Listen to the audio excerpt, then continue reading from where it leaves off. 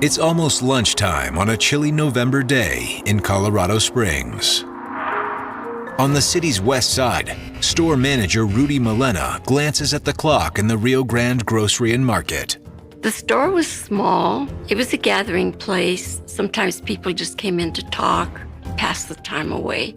Though Rudy runs the business, it's owned by his parents, Sam and Rosa Malena, who live in a home connected to the market. When my grandfather turned around 60, 65, he decided he didn't want to work the store anymore. And my dad took control of the store. Hey, Dad. Pretty slow this morning. Grandpa would take over the store when Rudy went home to eat. Rudy and his family live next door. And I'll be back in about 30, 45 minutes. Take your time.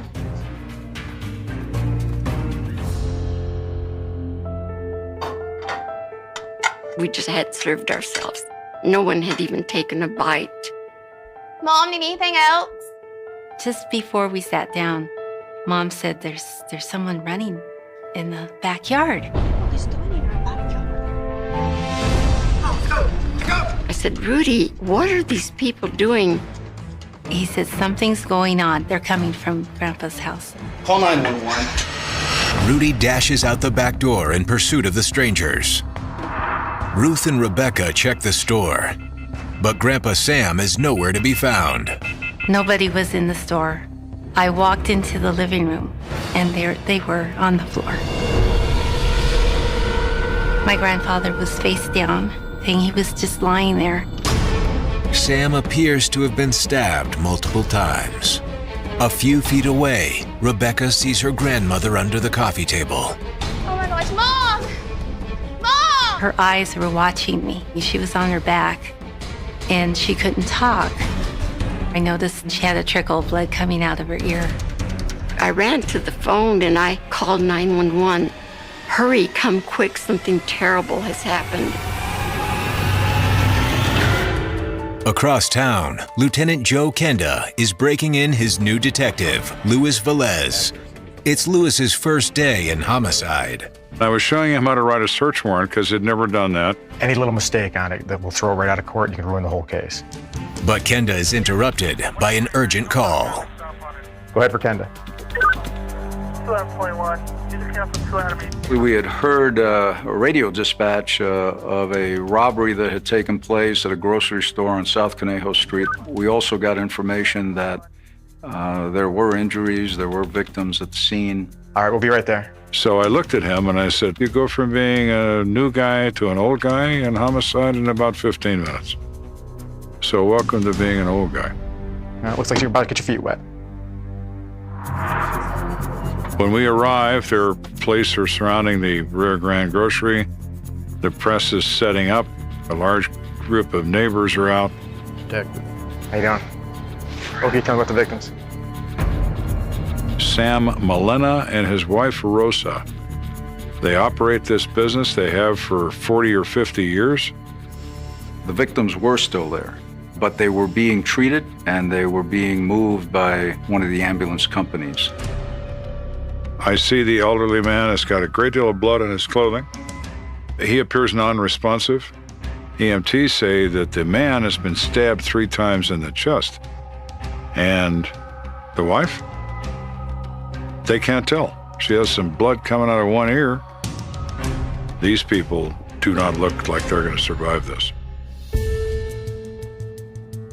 As the victims are rushed to the hospital, Kenda heads through the store into the Malena's home.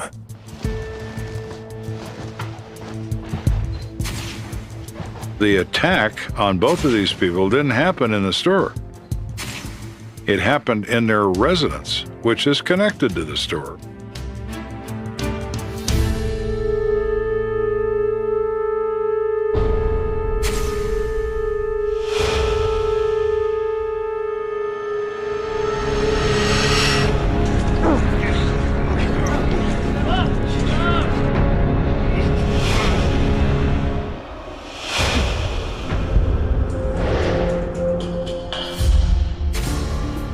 There's a blood stain on the carpet where Sam was. Not large, but fairly heavy, so substantial amount of bleeding. In an elderly man, that's not a good thing. What was the position of the victim's body? The female was over here underneath the coffee table and her head sticking out with her eyes open. All right, thank you. Unlike her husband Sam, there's no blood where Rosa was discovered, nor are there any signs of a struggle. There's no ransacking, no radio or TV or stereo equipment removed or unplugged or ripped out of the wall, none of that. Nothing is out of place. The same can't be said for the Malena's mom-and-pop grocery store. The cash drawer is open. The coin tray is on the floor behind the counter. There are no coins, save one U.S. penny laying on the carpet. And there's no paper money. Obvious it's a robbery. These people are attacked. The register is emptied, and the money's removed. At the other end of the checkout counter, Kenda spots another clue.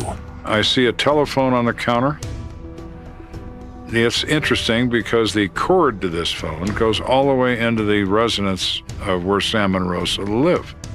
The presence of a residential phone in a place of business piques Kenda's interest. The victim's granddaughter, Rebecca, sheds some light on the subject. Hi, I'm Lieutenant Kenda. Sorry about what happened. Can I ask you a few questions? Sure. Can you tell me about the telephone on the counter? She said, well, if customers want to use the phone, they have to pay 20 cents to make the call. Did the person who did this first ask to use the phone? We need to know that. Kenda questions Rebecca about her grandparents. Who would want to hurt them? Can you tell me about your grandparents? They're very hardworking people. The store was really important to my grandfather and grandmother. It was their livelihood. It was their connection with the world. They knew everybody. Everybody knew them. They're very giving people. They try to take care of everyone they can. Doing good. Can I use your phone? Sure. There wasn't that much cash. The cash register would have the tally for the day, and $29 maybe one day. A good day was maybe $70. That morning had been fairly slow. The register tally shows a grand total of just $32. You bastards. These are little old people running a bread and milk store in the middle of nowhere, and you're going to attack them for the contents of the register? I was angry to the core. You're not going to do this in my city. You're just not. So what exactly did Rebecca see at lunch? Can you describe them for me? They were scaling the fence when I looked out. He was already on the other side of the fence, and he looked toward us, and he was a black man. The black man was 5'7", 5'8", kind of slender. Rebecca only caught a fleeting glance of the man, but the woman had a feature that she wouldn't soon forget. I saw her red afro hair, white female with red hair. That seemed to be the thing that really stood out, is that she had, red hair. So we've gone from two people to a vague description of two people, which is a starting place. Finding the two suspects is priority number one. But as Kenda questions Rebecca, a call comes in. All right, thank you. That ups the stakes even further. Go ahead for Kenda. I get a call from the hospital. Sam Malena is dead from his wounds.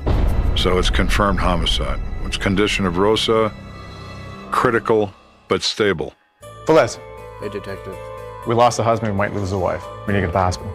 With the crime's last living witness fighting for survival, Kenda and Velez need to speak with Rosa Malena as soon as possible. As he leaves, Kenda takes one last look at the crowd gathered outside the store. Instead of the usual clamor that's going on in crime scenes, this is like a church. Nobody's making a sound. And they're all looking at us. And I know what they're thinking. What are you going to do about this? Watch me, and you're going to find out what I'm going to do.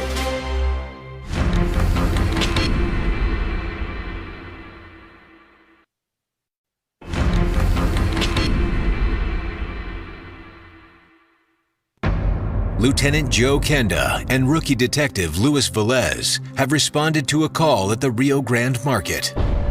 The store's beloved owners, Sam and Rosa Malena, were the victims of a vicious armed robbery.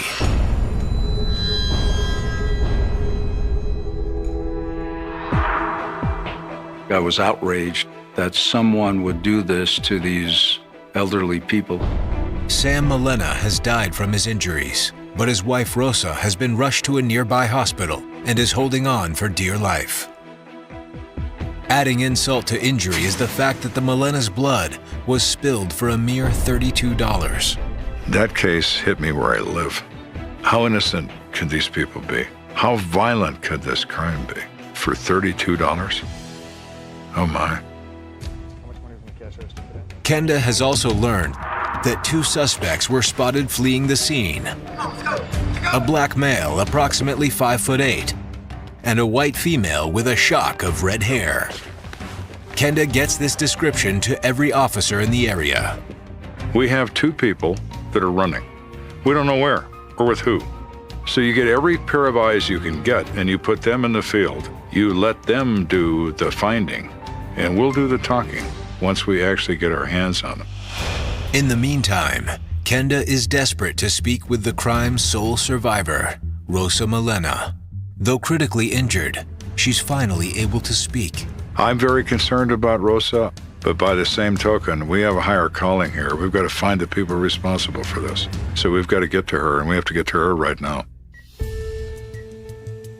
Excuse me, sir. I'm Detective Kenda. Is it possible I talk to your mom for a minute? I know this is probably the worst moment of your life, but if we're going to find these people, we need Rosa to help us. Thank you. We sit down, we pull our chairs up so she doesn't have to raise her voice because she's having difficulty breathing. I'm very sorry about what happened. Even for a seasoned veteran, the brutal nature of Rosa's injuries is unnerving. Her right eye is swollen shut, and there is a bruise running down her face. And when you look at it closely, you see the pattern of a sole of a shoe. Somebody jumped on her face. I looked at Velez, and Velez looked at me, but this was not the moment to ask her about that. But that made me furious. Outrage was the term that I thought of at the moment. Can you explain to me what happened? I heard a noise. Rosa says she was in the kitchen when she first heard voices coming from the market. She knew someone came in. She didn't know who it was. She heard them ask to use the phone. Can I use the phone? Yes, sir. And then I heard a crash. She turns and looks, and she says she sees her Sam. He's on the floor in the living room, and he has blood on his shirt. And standing over him is a black male. What you doing? And she yells at him, "What are you doing?" And that gets his attention, and he goes after her. She described that he grabbed her by her throat and her hair. She suffered a beating at the hands of the suspect. Just remember, he had my Sam. As she relives these horrific events, Rosa's voice begins to shake. Kenda decides it's best not to push her much further. I've gotten a lot from her, but I don't want to do her harm. So I said, "Okay, Rosa, thank you so much. Try and get better." And she looks at me and she says, "What about my Sam?" Excuse me.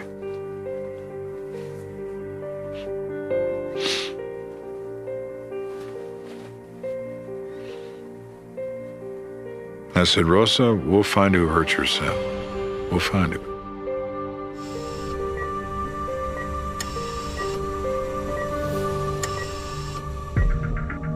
I need to call a photographer to get a picture of the footprint on her face. Yes, sir. I want a photograph, a one-to-one photo of the bruise on her face. When I say one-to-one photograph, I want to be able to compare that bruise to any shoe I might recover from a suspect. Do you mind if I talk to you in the hallway for a minute? Sure. Kenda wants to know if Rudy can provide any additional information about the people he saw fleeing the scene. Have any idea who they are? I think I've seen that guy before. Rudy explains that he helps out the landlord who owns many of the properties near the Rio Grande grocery. Rudy says, I've collected rent from the people I saw running out the back. I know I have. I've collected it from the guy. Do you know what his name is? It'd be in the receipt book. Terrific. Let's go find the book. Am I going back in the shop with me? Sure.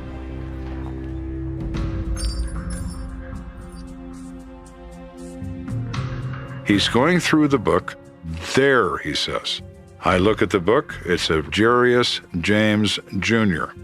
308 and a half South Conejos. A couple buildings away from the store. It's a solid lead, but given all that the Malena family has been through today, Kenda and Velez want to be sure Rudy's thinking clearly. You have to be careful when you're talking to witnesses when they're distressed. Are you sure that's him? Pretty sure. You're either certain or you're not. But we're going to go with what we have. And what we have right now is Jarius James Jr.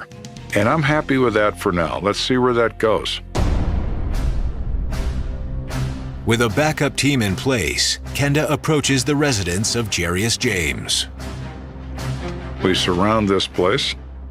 We listen. We hear people talking and laughing. You're 2 or 3. All right, there's somebody's home.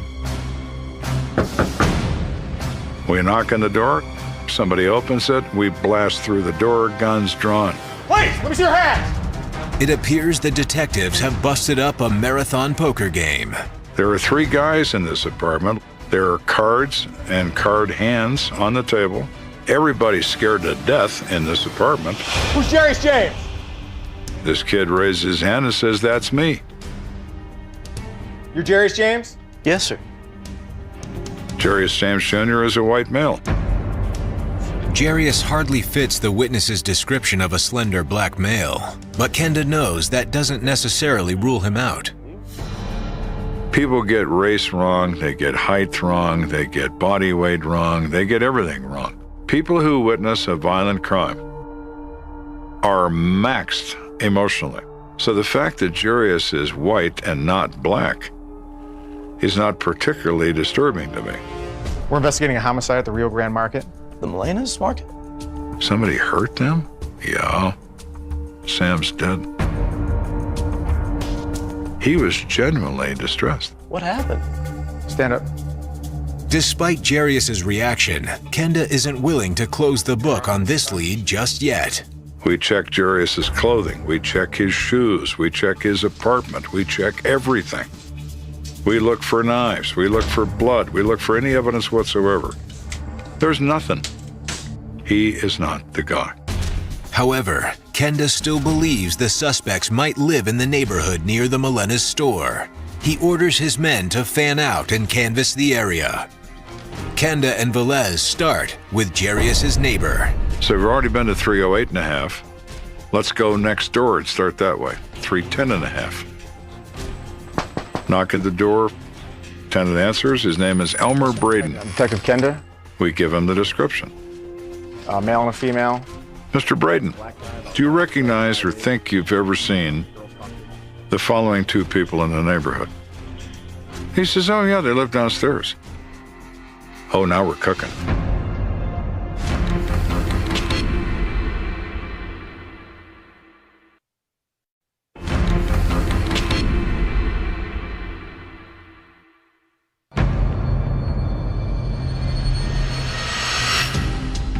Lt.Joe Kenda is on the hunt for a young couple suspected in a vicious attack that left elderly shop owner Sam Malena dead and his wife Rosa in critical condition. You couldn't ask for nicer people. They were very well thought of and held in high regard in that neighborhood by anybody that had lived there for any length of time. Convinced that his 2 suspects, a black male and white female with red hair, live in the neighborhood, Kenda orders a canvass of the area. It doesn't take long to drum up a new lead. Yes, sir. How you doing, Detective Kenda? Name's Braden. Elmer Braden. We're looking for a couple people. A male and a female. Guy's black guy, about 5'7", 5'8". Girl's Caucasian, red hair, kind of afro-like. Any chance you've seen them around? Well, it sounds like the couple just moved in downstairs. Downstairs here? Yeah. The black guy's in the Army. Name's Lawrence Todd, I believe. Everybody calls him Larry. How about the girl? I think her name's Vivian. She's got real frizzy red hair. Wow. All of a sudden, it appears in front of you. The critical piece. Braden says the young couple just recently moved into the basement apartment, but in that short span of time, they'd already earned a bad reputation. I wish they'd move the hell out. Why is that? They're nothing but trouble. They are absolutely flat broke. They have no money.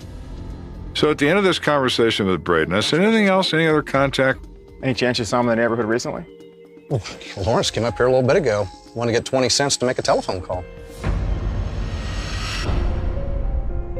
In her statement at the hospital, Rosa Milena mentioned hearing a man ask to use the phone at the store.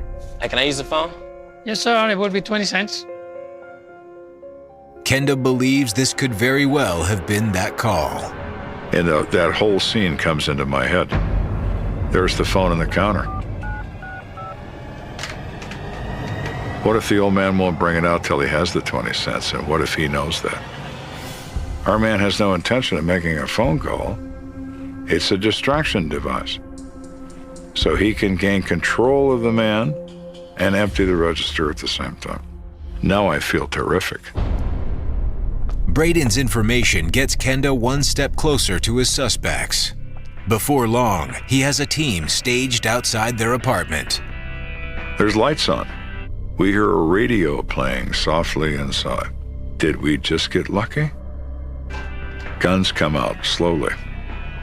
Warrant in hand, we kick it in. Please, let me see your hands! The place is empty. It's filthy, trashed, dirty clothes, dirty socks, junk everywhere. We certainly find no evidence of the crime. We find no money. We find no bloody items. We find no knife. But they do discover a stockpile of paperwork. Lieutenant, found this in the bedroom. The documents provide Kenda with a crucial piece of information: his suspects' names. Lawrence Eugene Todd, Vicki Lynn Laughlin. We found out that they were from Visalia, California. The male suspect had been in the United States Army, stationed at Fort Carson, Colorado, just to the south of Colorado Springs. On these documents, we find they're both 19 years old. Legally, in Colorado, they are adults. So they are pursuable and chargeable as adults for the crime of murder.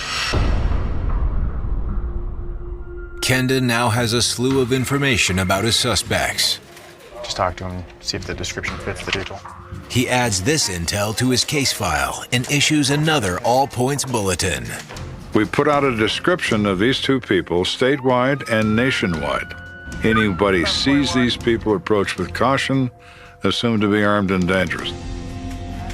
The press picks up the bulletin. Soon, a flood of tips come rolling in.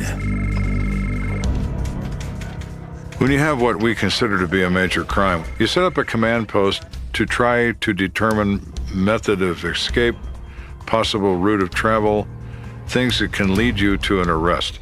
You start placing times and pins where these calls call in and say, I saw a black male and a girl with red hair at this address at this time. You mark all those places. We've got a sighting at San Miguel and Cooper about an hour ago.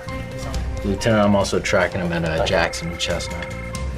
As Kenda studies his board, a pattern of movement begins to emerge.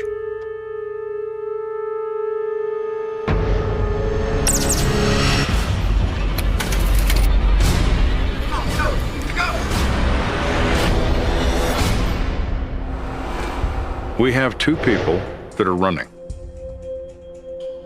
They are moving from the scene north.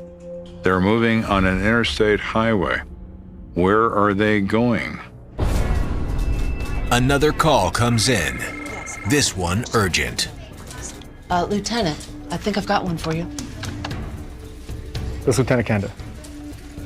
is from a guy who says he picked them up, and he hits their description to a T. How long ago? He says the man has a cut on his hand, and when he asked him about the cut, he said he got it climbing over a fence, and that they were so agitated and kept looking behind them and so on, he got frightened of them, and he dropped them off at Garden of Gods Road and I-25. That's 5 miles from where our crime scene is. Garden of the Gods? The Garden of the Gods is a scenic red rock formation just north of town. It's also home to a thriving commercial district. It's full of truck stops, gas stations, bars, convenience stores, all kinds of places. We flood cars into there. Cops swarm the area and leave no stone unturned. But the search comes up empty. We are minutes behind them, maybe even seconds. In my head, I'm seeing the heel of their shoe disappearing behind a corner. I'm seeing a finger as it disappears behind a tree. We're close, but we're not close enough. And it's just making me crazy. Where are these sons of bitches? And why can't we find them?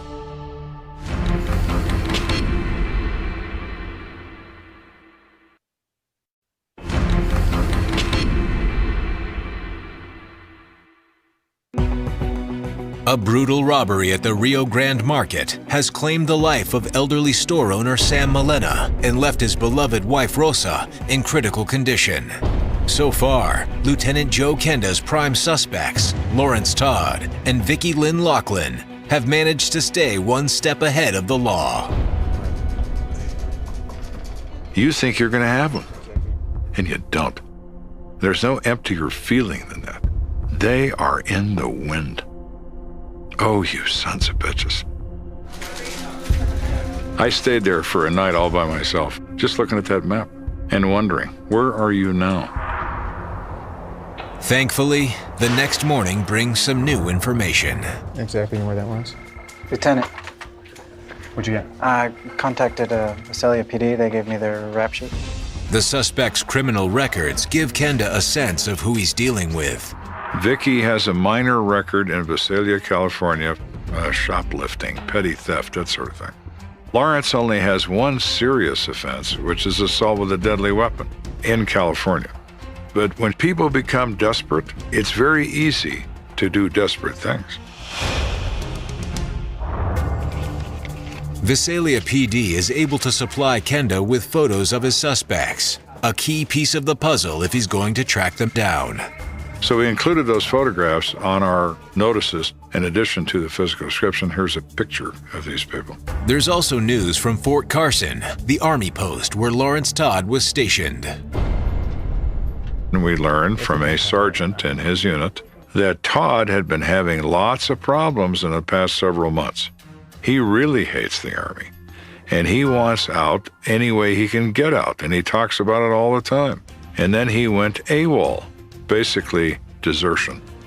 The sergeant also tells Kenda he believes he knows where Vicki and Lawrence are headed. They want to go to California. That's all they both talk about, going home to Visalia, California. All this time you've been digging around in the dark, and here it is, right in front of you, as bright as day. This is what I've been looking for. But if Kenda's prime suspects are going to make it back to California, they'll have to pass through an area near Denver known as the Mousetrap. It is a spaghetti of asphalt, roads and green signs pointing everywhere.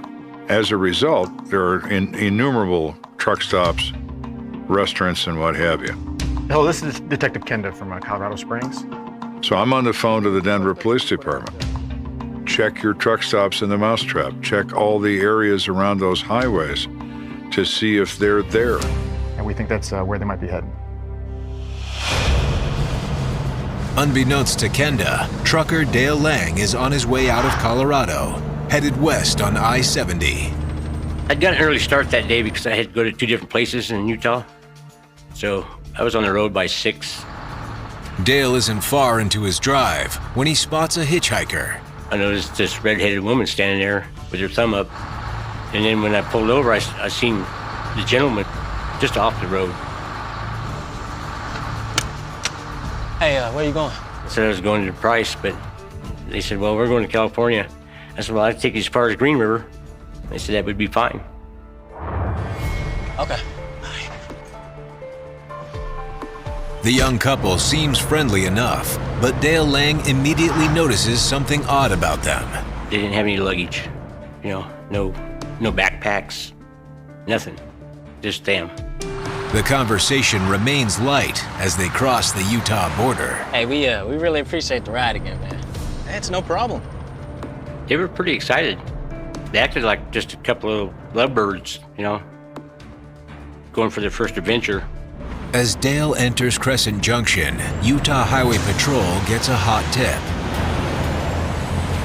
A woman who works in a business in this little junction, she hears a description of our two suspects.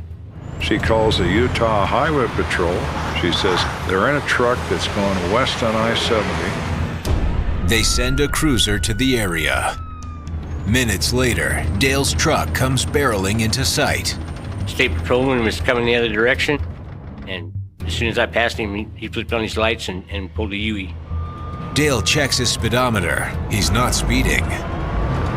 But when he pulls his rig over, he glances at his passengers and sees a shift in their demeanor. Their eyes had changed, I mean, from being sparkly, lively to like it was a blank. Driver, exit the vehicle and bring the paperwork back in my car. You two just wait here and I'll take care of it, okay?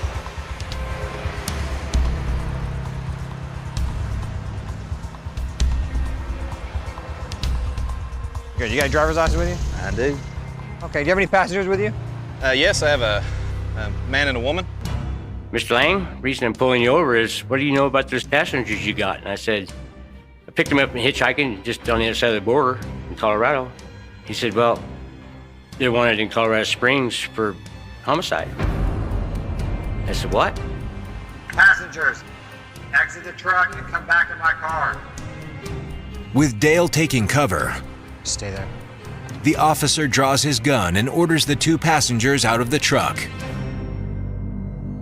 So I was wondering what was going to go on, you know. I mean, they were wanted for murder.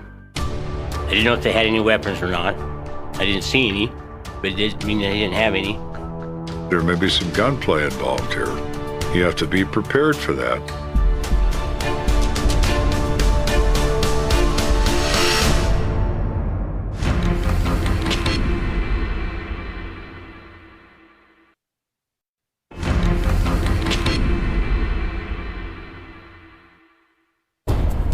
Lt.Joe Kenda's two murder suspects, Lawrence Todd and Vicki Lachlan, have been on the run for days.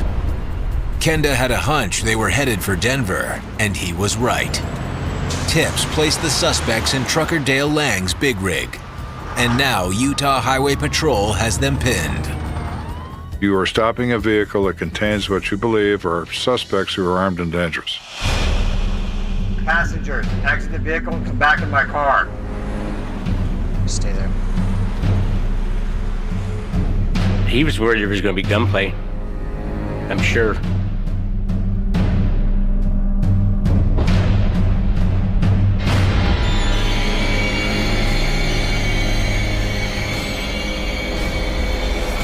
But the suspects emerge empty-handed. Then he told him to lay down on the ground.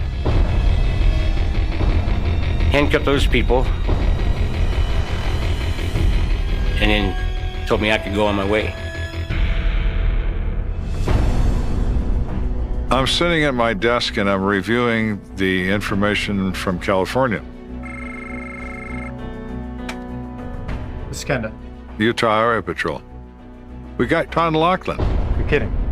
Where you got him? Emery County Jail, Emery County, Utah? All right, we're on our way.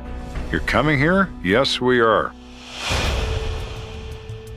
Kenda books a flight to Salt Lake City for himself and rookie detective Luis Velez. So off we go. Rent a car at Salt Lake Airport. We drive to the Emery County Jail. We get there at 11 o'clock at night. Moments later, Kenda and Velez sit opposite their female suspect, Vicki Lachlan. Became Detective Kenda. This is Detective Velez. We advise her of her rights She says she understands them and she waves. Do you understand these rights I've spoken to you? I understand. I expected her to say, I want a lawyer. She said, I have to tell you. I have to tell you what happened. And she seemed quite sincere about that. Great. Tell us. Tell me what happened. We were poor, living in an apartment in the basement. They need money. That's their motive. Rob the people. They're old. They can control them. They can take the money. According to Vicky, after borrowing 20 cents from Elmer Braden, she and Lawrence made their way to the Rio Grande market. Hey, can I use the phone? Yes, sir. 20 cents. The guy went and brought it back. And as he was leaving again, Lawrence went and grabbed him around the neck and started strangling him. Vicky says Lawrence yelled at her to give him the knife. But she froze. I was so upset I just threw my jacket at him. Give me a knife! Come on! And said it's in the pocket, and he rifled through the pocket, found the knife. He got the man on the ground, stabbed him in the chest.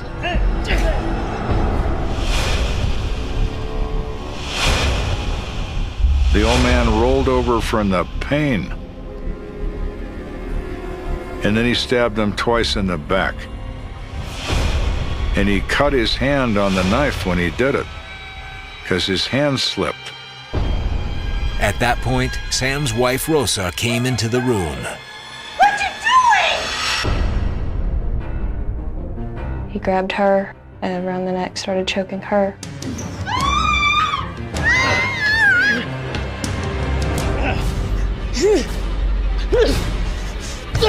And then he jumped on her head. He said he wanted to break her neck. Thinking Rosa was dead, Lawrence turned his rage back on Sam. He got on his legs, said he wanted to hear his bones break.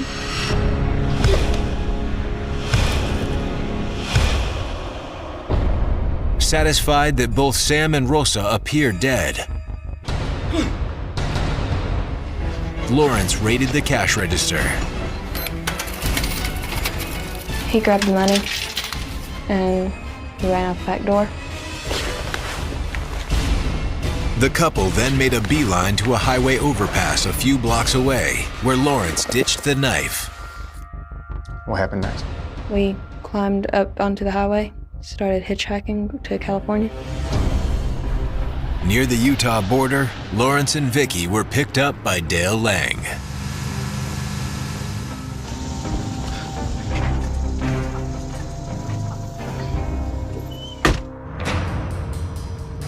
By the time they crossed into Utah, law enforcement was hot on their heels.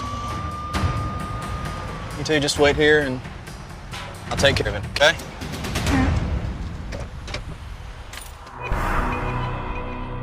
Vicky falls silent, and Kenda studies the troubled teenager in front of him. Are you sure that's the truth? Yes, sir. Everything that you said in that story is factual. Next up, Lawrence Todd. I'm Detective Kenda. This is Detective Velez. Lawrence, we need to talk to you about what happened back in Colorado. His demeanor is flat. He's not angry at us. He's not afraid of us. You have the right to remain silent. Anything you say, I ain't speaking to nobody till I get my lawyer, man. That was the end of that conversation. Didn't take very long. All right. Well, if someone come get you, take you back to your cell. While they wait for Lawrence's legal counsel to arrive, Kenda inspects the personal items taken from the suspects when they were booked. And sure enough, I look at his personal property to include his shoes or a pair of sneakers. I turn those sneakers over, and the bruise on Rosa's face is a perfect match to Lawrence Todd's shoes. Look at the heel. Yeah. It's the same pattern. A shoe print would be almost as good as matching a fingerprint because there would be nicks and things on that heel that could be matched up through analysis to the exclusion of all other shoes on the face of the earth. Kenda makes a call to headquarters and tells detectives where they can find the murder weapon. The next morning at first light, they went out and searched that bridge area, and they found the knife, just like she said. With physical evidence bolstering Vicky's story, Kenda has the pair extradited back to Colorado Springs. They indicted both defendants on 6 counts. The charges include aggravated robbery, attempted murder, and first-degree murder. Vicky Laughlin cuts a deal with the DA. In exchange for leniency, she'll testify against Lawrence Todd. Vicky Lynn Laughlin was sentenced to 10 years in prison. Lawrence Todd was found guilty.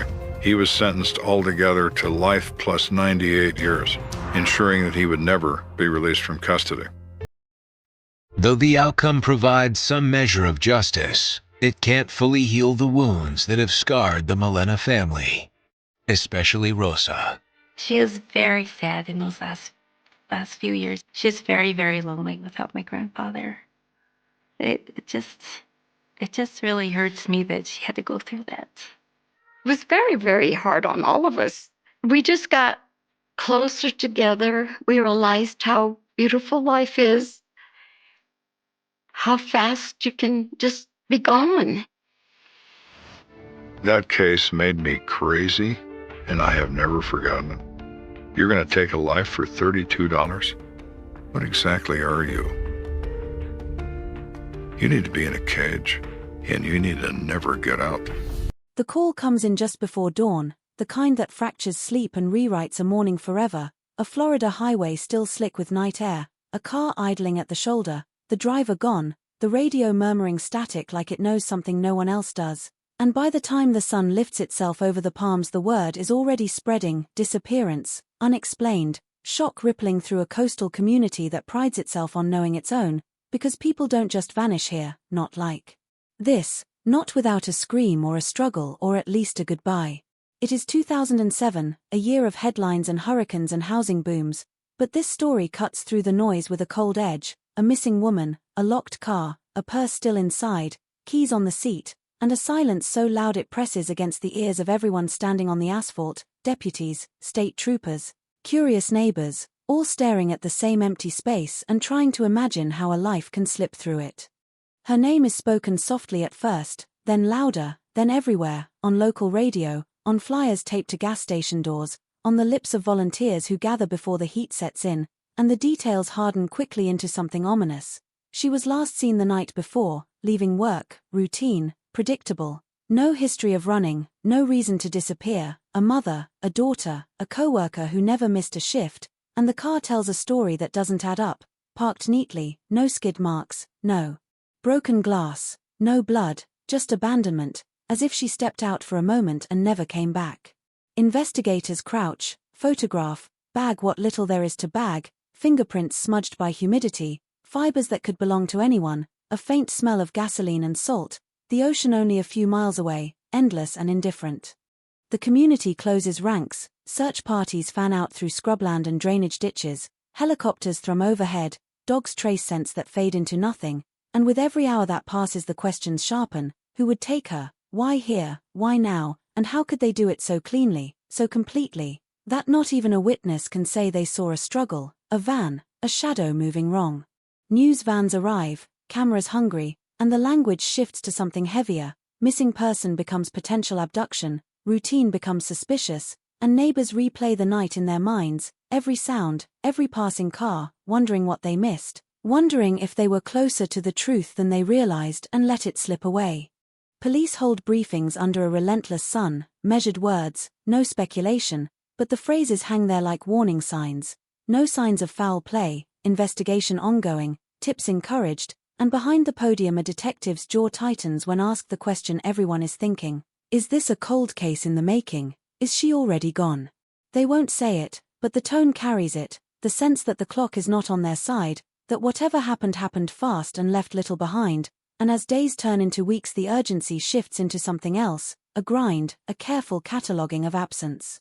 Her home becomes a shrine of sorts: candles, photos, handwritten prayers curling at the edges, family members speaking into microphones with a mixture of hope and exhaustion, insisting she would fight, she would find a way. And the camera catches the flicker in their eyes when the word "if" creeps in despite their efforts to banish it. Tips pour in, thousands of them, sightings in other counties, other states, a woman who looks like her at a bus station, a scream someone thinks they heard near the highway, all chased down, all dissolving under scrutiny, and with each dead end the case grows heavier, files thickening, detectives aging in place as they circle the same facts, the same unanswered questions. The car becomes a symbol, photographed so often it might as well be famous, an ordinary vehicle turned into a riddle, and forensic teams return to it again and again, hoping that time and technology might coax something new from old evidence, a touch, a trace, a whisper locked in metal and fabric. There are theories, of course, whispered and shouted, argued over in diners and online forums, a random predator cruising the highway, someone she knew and trusted, a wrong place, wrong time encounter that escalated, and each theory pulls the community in a different direction, suspicion staining relationships, glances lingering too long, everyone suddenly aware of how little they truly know about the people around them. Detectives tread carefully, because accusing the wrong person can destroy more than one life, but pressure mounts, from media, from family, from the simple human need for resolution, and every press conference that ends without answers feels like another small failure, another step toward that dreaded label, cold case. Years pass, and the story refuses to fade. New leads spark briefly, then die, a former co-worker questioned, an ex-boyfriend scrutinized, a drifter arrested on an unrelated charge whose name briefly lights up the rumor mill before being quietly cleared, and through it all the official line remains steady, the case is active, we have not given up, while privately the detectives admit they are chasing shadows, hoping for a break that may never come. Technology advances, DNA databases expand, and evidence is re-examined with tools that didn't exist in 2007, but the results are frustratingly inconclusive, partial profiles, contamination, nothing that points cleanly to a single suspect. The community lives with the absence, anniversaries marked by candlelight vigils and renewed pleas for information, children who were young when she vanished now grown, asking questions their parents struggle to answer, and the highway where her car was found becomes a place people drive past a little faster, eyes flicking to the shoulder as if expecting to see something that will finally make sense of it all. Journalists revisit the story every few years, packaging it as a mystery that still haunts Florida, and the headline always carries a sting: disappearance unsolved, case remains open, hope fading but not gone. Then, just when the word cold feels permanent, something shifts. A tip arrives, not dramatic, not urgent, but oddly specific, a detail that wasn't public, a name that has floated at the edges before but never quite stuck, and detectives feel that familiar mix of excitement and dread, because they have been here before and know how easily it can collapse. They reopen interviews, compare timelines, pull phone records yellowed with age, and a pattern begins to emerge, faint but persistent, a connection that suggests planning, opportunity, and motive, and for the first time in years the investigation feels like it is moving forward rather than in circles. The media senses it, rumors leak, words like breakthrough and development creep into broadcasts, and the family is called in for a private meeting, faces drawn as they brace for whatever is coming, good or bad, because after this long even answers can hurt. Detectives speak carefully, outlining what they believe happened without overpromising, acknowledging gaps, uncertainties, the possibility that some questions will never be answered, and outside the building cameras wait, ready to frame the moment as a resolution or another false start. But the truth, when it finally begins to surface, is not clean or comforting. It complicates the narrative that has taken root over the years, challenges assumptions, raises new doubts even as it closes old ones, and the word solved suddenly feels both powerful and insufficient, because knowing who may have been responsible does not explain every silence, every missing minute, every choice that led to that empty stretch of highway in the dark. As the story inches toward what the public will later call an ending, there is a sense that something essential has been lost along the way, not just a person, but a certainty, a belief that justice arrives swiftly and clearly if you wait long enough. And so the case stands on the edge of revelation, the past pressing hard against the present, a community holding its breath once more, aware now that even answers can cast long shadows, that solving a disappearance does not erase the years of not knowing, the nights spent listening for a phone that never rang, the quiet terror of realizing how easily someone can be taken and how slowly the truth can follow. The investigation moves differently now, not faster exactly, but heavier, as if every step carries the weight of the years it took to get here.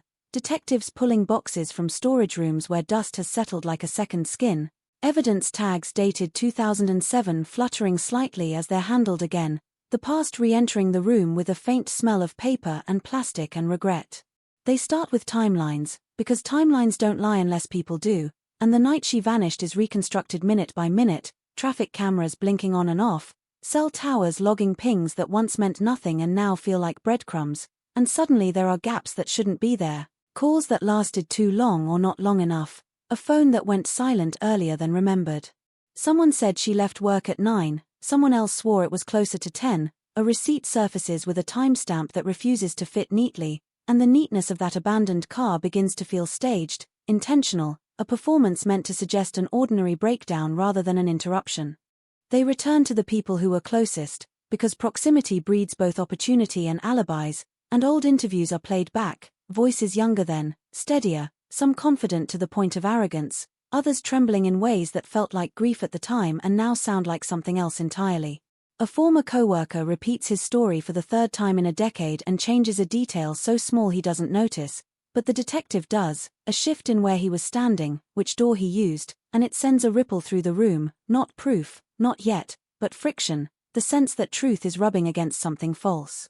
Background checks are refreshed, past charges that seemed unrelated now re-examined for patterns, and an old argument once dismissed as workplace drama resurfaces with sharper edges, voices raised in a parking lot, a threat half-joked, half-meant, remembered too late by someone who didn't think it mattered.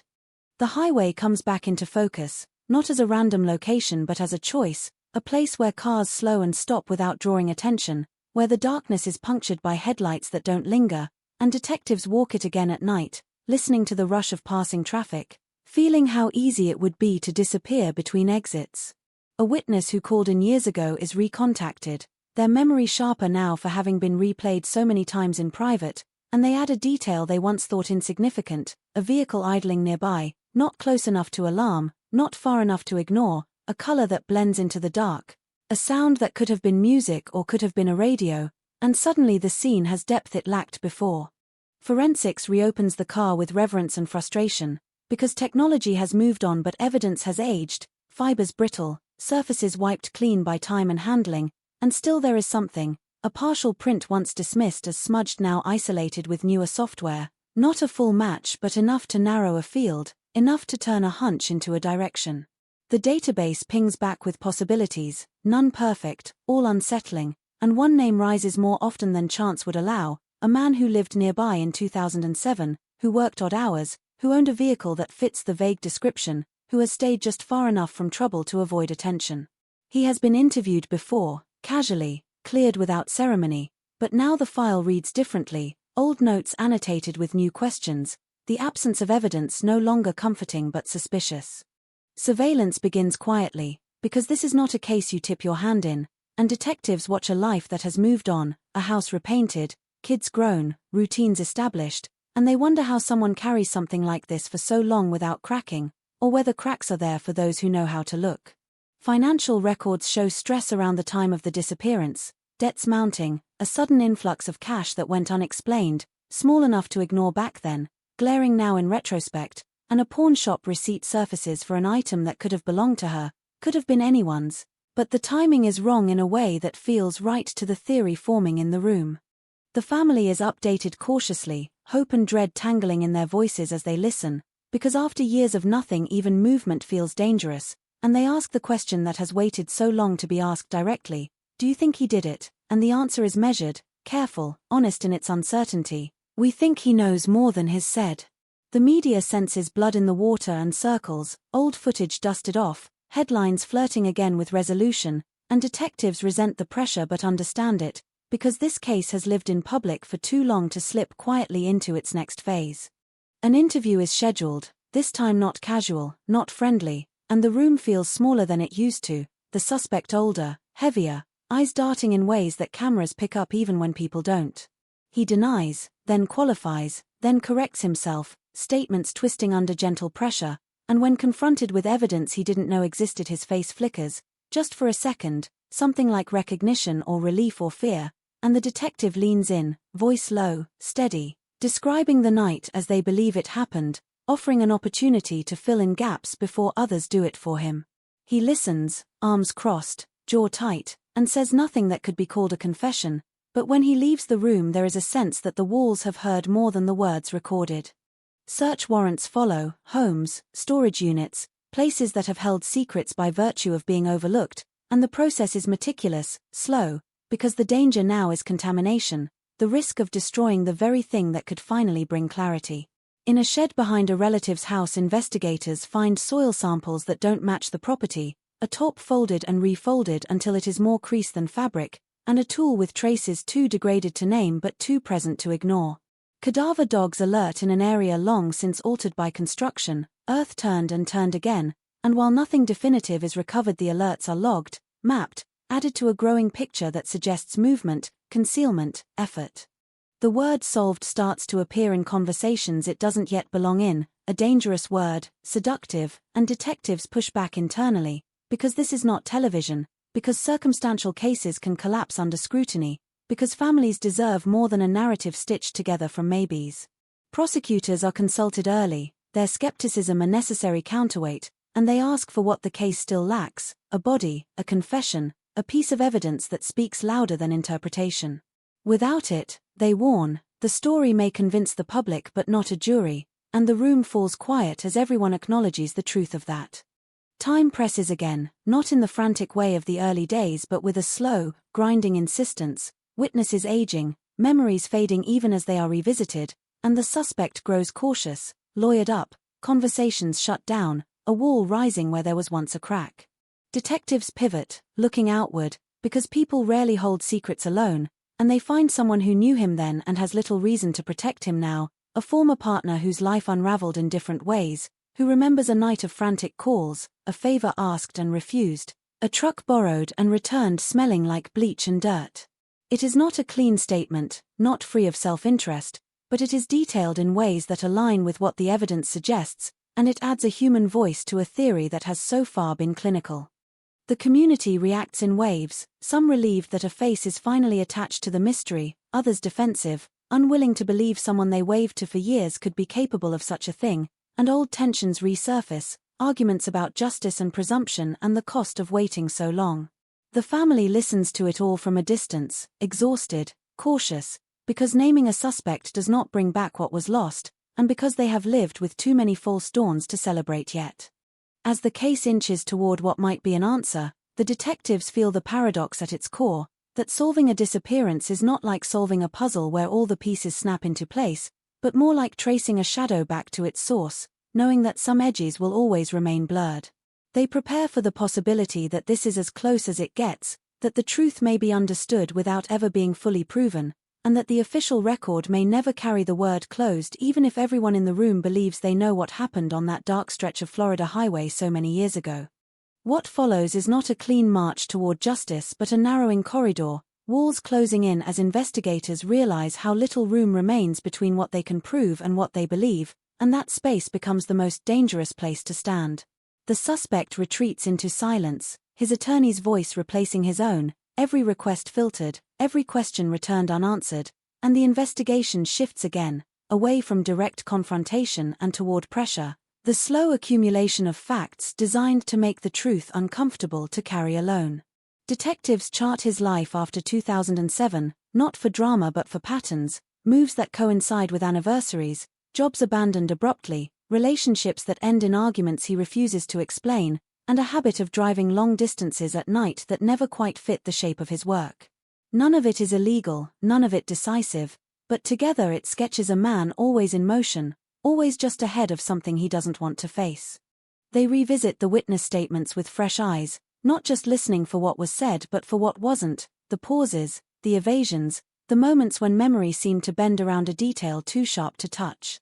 A neighbor who once dismissed a late-night noise as nothing more than a car backfiring now admits it lingered in his thoughts for years, a thud followed by voices he couldn't make out, and he wonders aloud whether his certainty back then was just a way to get back to sleep.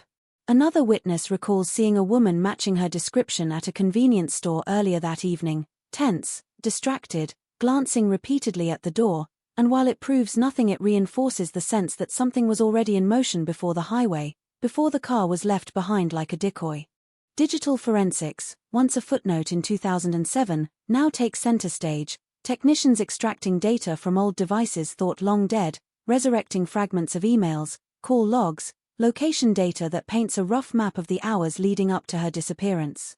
There are messages that hint at a meeting she didn't mention to anyone, vague enough to be dismissed at the time, now chilling in retrospect, and a phone number that appears only once, late that night, traced back to a prepaid device purchased with cash and discarded days later. It is a ghost in the records, but a deliberate one, and its existence suggests planning, forethought, an awareness of how investigations work even before one begins. The prosecutors remain cautious, their role not to solve mysteries but to win cases, and they push back on theories that rely too heavily on interpretation. They want a link that cannot be explained away, a moment where probability hardens into certainty, and the detectives feel the strain of that demand, because certainty is a luxury rarely afforded in cases like this. They revisit the areas flagged by cadaver dogs years earlier, now transformed by development, asphalt and concrete sealing whatever secrets the ground once held, and the frustration is palpable, the sense that time itself has become an accomplice, erasing traces not out of malice but indifference. Media attention flares again, driven by leaks and speculation, and the story takes on a life of its own, podcasts dissecting every known detail, armchair detectives arguing over maps and motives, and the suspect's name circulating in ways that feel premature to some and long overdue to others. His family issues statements defending him, insisting on his innocence, describing the toll of living under suspicion, and their pain is real even if their certainty is not shared, adding another layer of complexity to a case already heavy with collateral damage. The community fractures along familiar lines, belief versus doubt, justice versus restraint, and the disappearance that once united everyone in concern now divides them in argument. Behind closed doors, detectives debate strategy, whether to push harder and risk exposing weaknesses, or to wait, hoping the pressure of years will finally crack something open. They consider plea deals, immunity offers for secondary players, anything that might loosen the grip of secrecy, and they return again and again to the idea that someone else knows more, that the suspect did not act entirely alone. It is a dangerous assumption, because it can lead to chasing phantoms, but it is also grounded in experience, the understanding that secrets of this magnitude rarely stay contained within a single person forever. A break comes from an unexpected direction, not dramatic, not cinematic, but quietly devastating. A woman who once lived 2 houses down from the suspect reaches out after seeing his face on a late-night news segment, her voice shaking as she describes a conversation from years ago she had almost convinced herself wasn't important. He had joked, she says, about how easy it would be to make someone disappear along the highway, laughed it off as dark humor, and she had laughed too, because people do, because it's easier than confronting the implication. At the time it meant nothing, but now it lands differently, a comment unprompted, unnecessary, and delivered with a confidence that suggests more than imagination. It is not evidence in the legal sense, but it adds weight to the psychological profile forming in the case file, a portrait of someone who rehearsed the idea long before acting on it. Investigators re-examine the suspect's movements in the weeks after the disappearance, noting a sudden trip out of state, a visit to a rural area where he had no known ties, and while they cannot place her there definitively, the timing aligns too neatly to ignore. They canvass the area again, years late, and find nothing that can be collected or tested, but locals recall an unfamiliar vehicle parked near a wooded trailhead back then, gone by morning, and the memory, though hazy, adds another pin to a map already crowded with them. The family of the missing woman remains at the center of it all, unwilling participants in every development, every rumor, and they oscillate between cautious hope and weary skepticism. They have learned to read between the lines of official updates, to sense when progress is real and when it is performative, and they ask the hardest question of all, not when this will end, but how. How do you measure justice when the years stolen can never be returned, when the truth arrives too late to change the shape of a life already lived in its absence? They attend meetings, listen to theories, and steel themselves for outcomes that range from vindication to limbo, knowing that either way the finality they crave may remain elusive. As the case approaches a critical juncture, detectives confront the possibility that the story they can tell may be enough for public understanding but insufficient for legal resolution.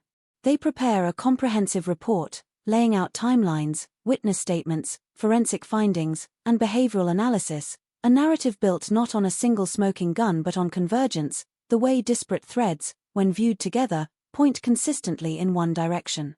It is compelling, persuasive, and vulnerable, because defense attorneys thrive on gaps, and this case has them, unavoidable gaps carved by time and circumstance.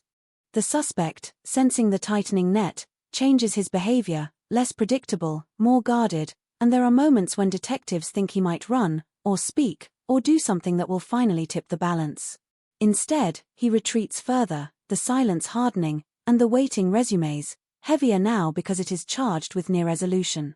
Every phone call could be the one, every new tip a potential catalyst, and the tension settles into the bones of everyone involved, a low-grade hum that never quite fades. In the end, what emerges is not the clean closure the headlines crave but a truth shaped by inference and persistence, a conclusion many believe in deeply and some will always question. The disappearance is no longer a blank space, no longer an inexplicable vanishing, but a story with contours, with a likely who and a plausible how, and yet the absence at its center remains, the unanswered where and why echoing still. The highway is quieter now, the community older, changed by years of living with the unknown, and even as the case edges closer to being called solved, the lingering feeling is not triumph but gravity, the understanding that some mysteries yield their secrets reluctantly, and even then, they never give them up entirely.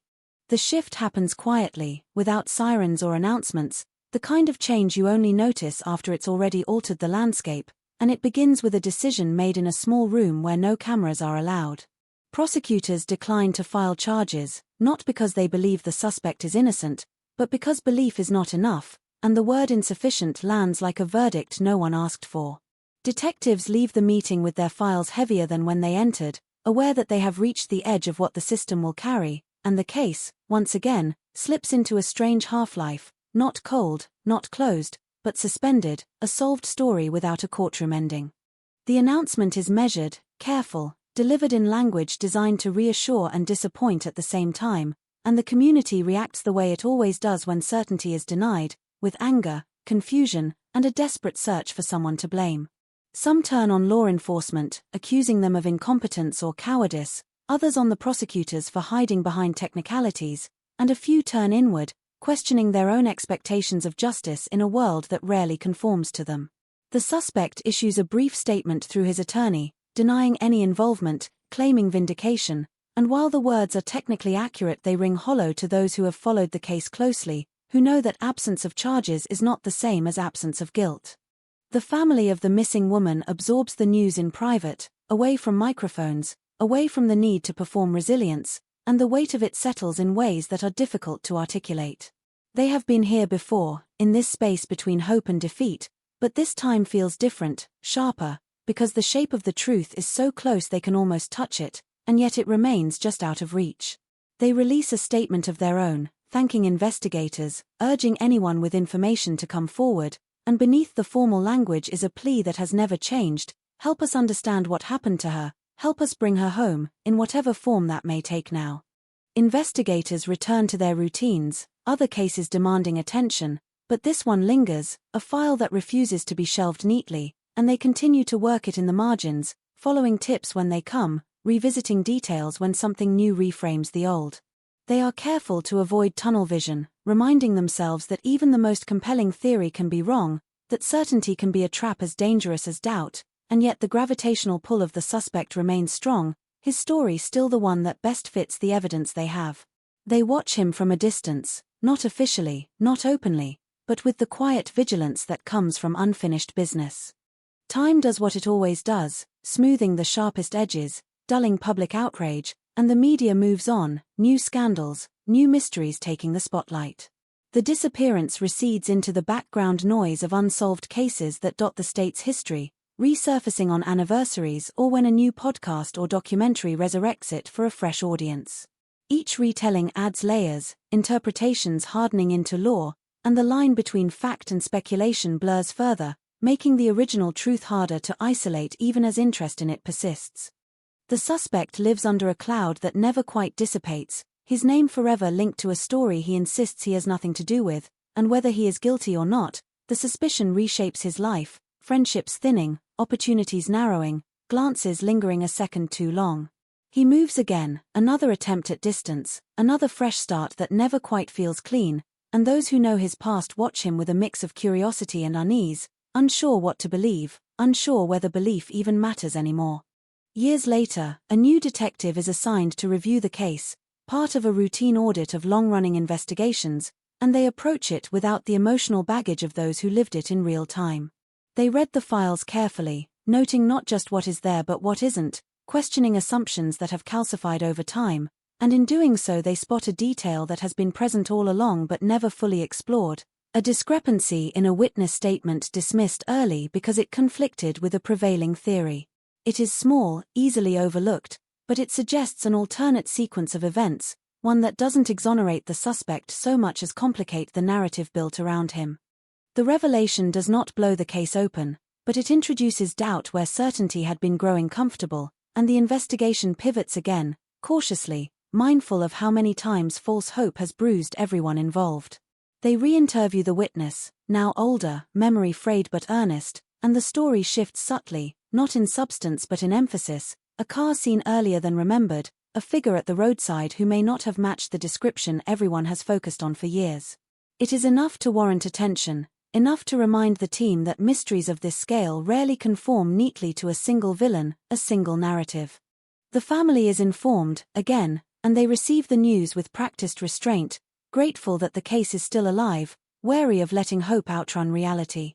They have learned to exist in the in-between, to advocate without expecting resolution, and their endurance becomes a quiet counterpoint to the louder frustrations of the public. They continue to speak her name, to remind anyone who will listen that this is not an abstract puzzle but a life interrupted, a presence missed in ways that never make headlines. As the years stack up, the disappearance becomes a marker in the community's collective memory, a before and after that shapes how people think about safety, about trust, about the fragility of routine. Parents warn their children, neighbors watch out for one another with a vigilance born of loss, and the highway remains a symbol, unremarkable to outsiders, charged with meaning to those who know its history. People still slow down there sometimes, not out of necessity but instinct, as if the place itself demands acknowledgement. The case never truly rests. It breathes, expands, contracts, influenced by new information, new technology, new perspectives, and while the word solved is used cautiously, often with qualifiers, it carries a weight that the early years lacked. There is a prevailing belief now, not universal but strong, about what likely happened and who was responsible, and that belief shapes policy, conversation, and the way the story is told.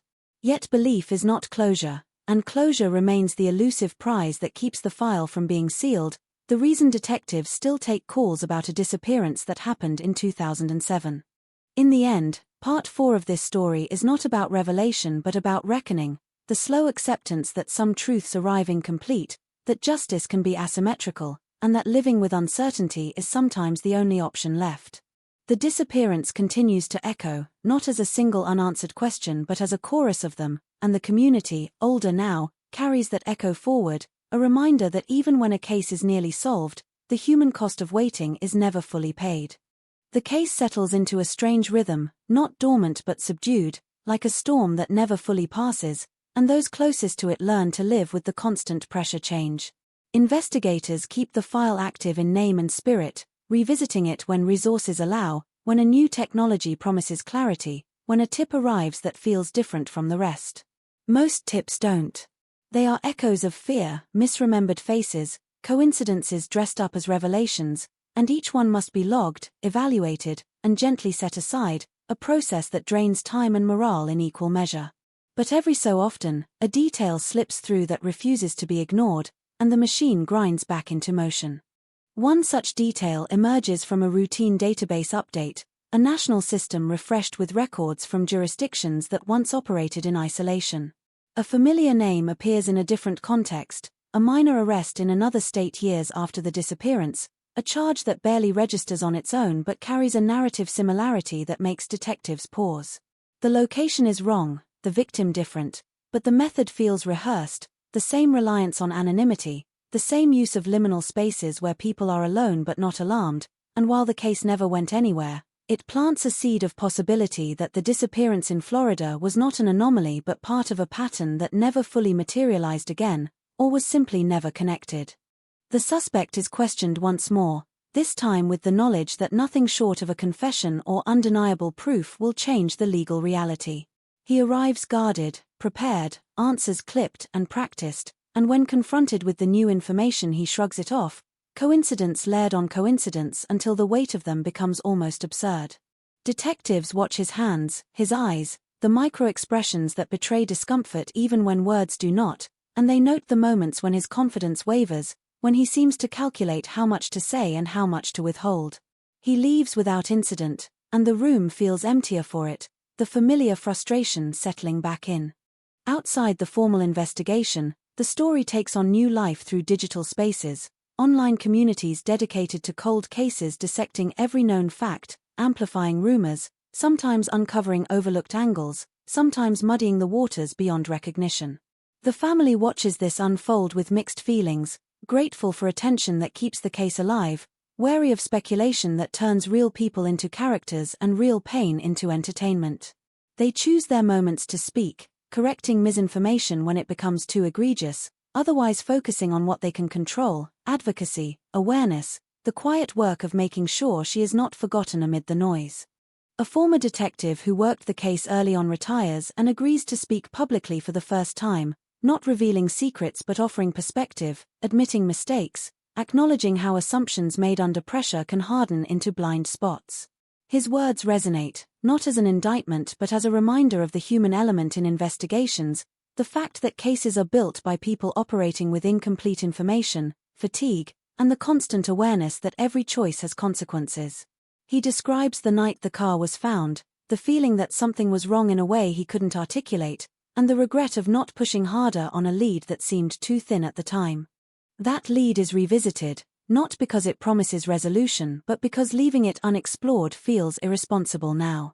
It points away from the primary suspect, toward a transient figure who passed through the area around the time of the disappearance, someone with a history of violence who vanished from records shortly after.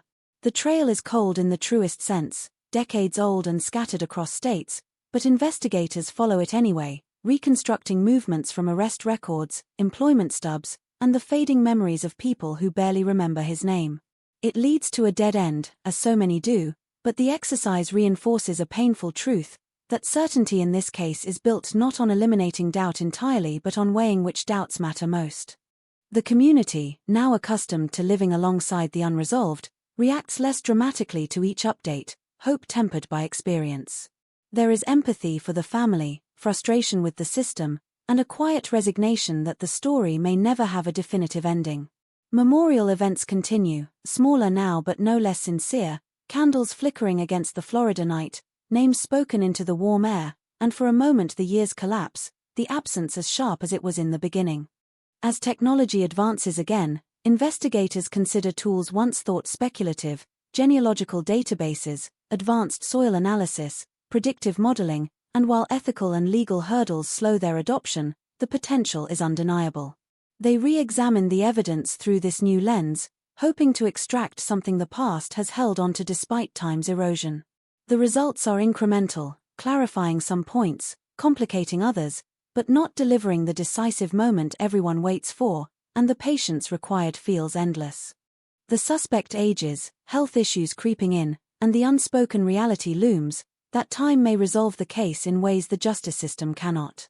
Detectives grapple with this, aware that death can close doors as effectively as answers, and they push quietly for one last attempt at dialogue, an appeal not to fear or consequence but to legacy, to the possibility of unburdening a truth before it is too late. Whether he hears it as intended remains unclear, his response non-committal, eyes distant, as if already rehearsing a future where silence outlives him.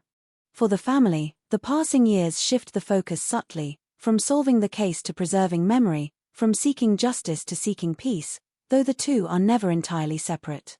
They talk about her not just as a victim but as a person, her habits, her laughter, the small details that never made it into police reports, and in doing so they reclaim something the disappearance tried to erase. They acknowledge, privately, that the answer may come too late to change anything practical, but they hold on to the belief that truth matters regardless of timing. Part 5 closes not with resolution but with endurance, the quiet, grinding persistence of those who refuse to let a disappearance become a footnote. The case remains open, the theories layered, the evidence imperfect, and yet the story continues to exert its pull, a reminder that some mysteries resist closure not because they are unsolvable, but because the cost of solving them is higher than anyone anticipated. The passage of time changes the texture of the case, not its weight, and what was once sharp becomes dense, layered, almost geological, each year pressing down on the one beneath it.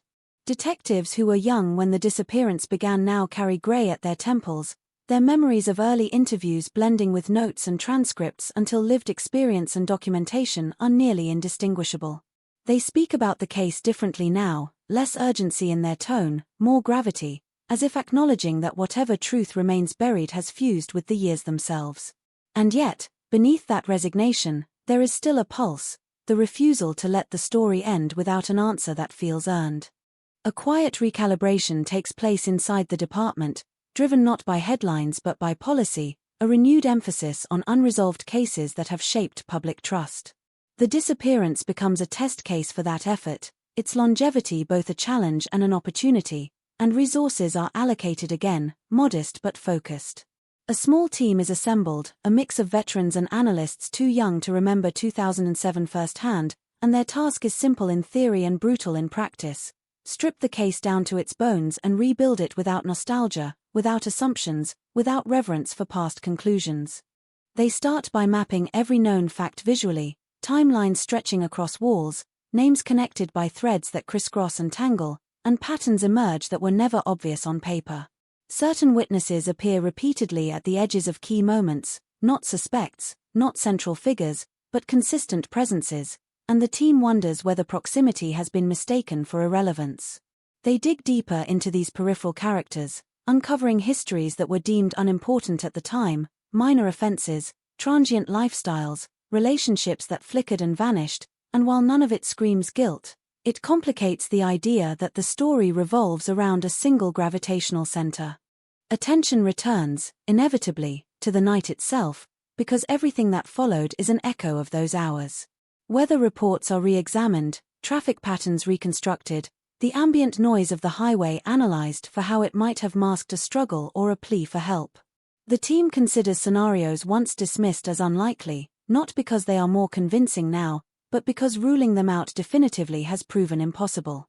They imagine her stopping willingly, coerced subtly rather than violently, a conversation that turned dangerous too late to retreat from, and this reframing shifts the emphasis from brute force to manipulation, from chaos to control. A former acquaintance surfaces, someone who knew her casually, tangentially, whose name appears in early notes but was never pursued aggressively. He had no clear motive, no criminal history to speak of, and his alibi was thin but unchallenged, accepted in a moment when the investigation was overwhelmed by volume. When re-interviewed now, his demeanor is cooperative but uneasy, his recollections vague in ways that feel rehearsed rather than faded. He admits to being in the area that night, insists their interaction was brief and unremarkable, and while nothing he says contradicts known facts, nothing aligns cleanly either. The team files it away, another thread that might lead nowhere, another weight added to the pile. The suspect who has loomed for years remains a focal point, if only because removing him would require more certainty than anyone has been able to muster. His life has narrowed, illness forcing a slower pace, and there is a sense among investigators that time is no longer a neutral factor but an adversary. They debate strategy late into the night, whether to confront him again, whether to risk hardening his silence further, and they weigh the ethical implications of pressure when the likelihood of prosecution is slim. In the end, they choose restraint, opting to monitor rather than provoke, a decision that feels prudent and unsatisfying in equal measure. Outside the official channels, the case continues to resonate in quieter ways. A teacher assigns it as a study in criminal justice ethics, a reminder that not all investigations resolve neatly, and students debate culpability and closure without ever fully grasping the human cost behind the file.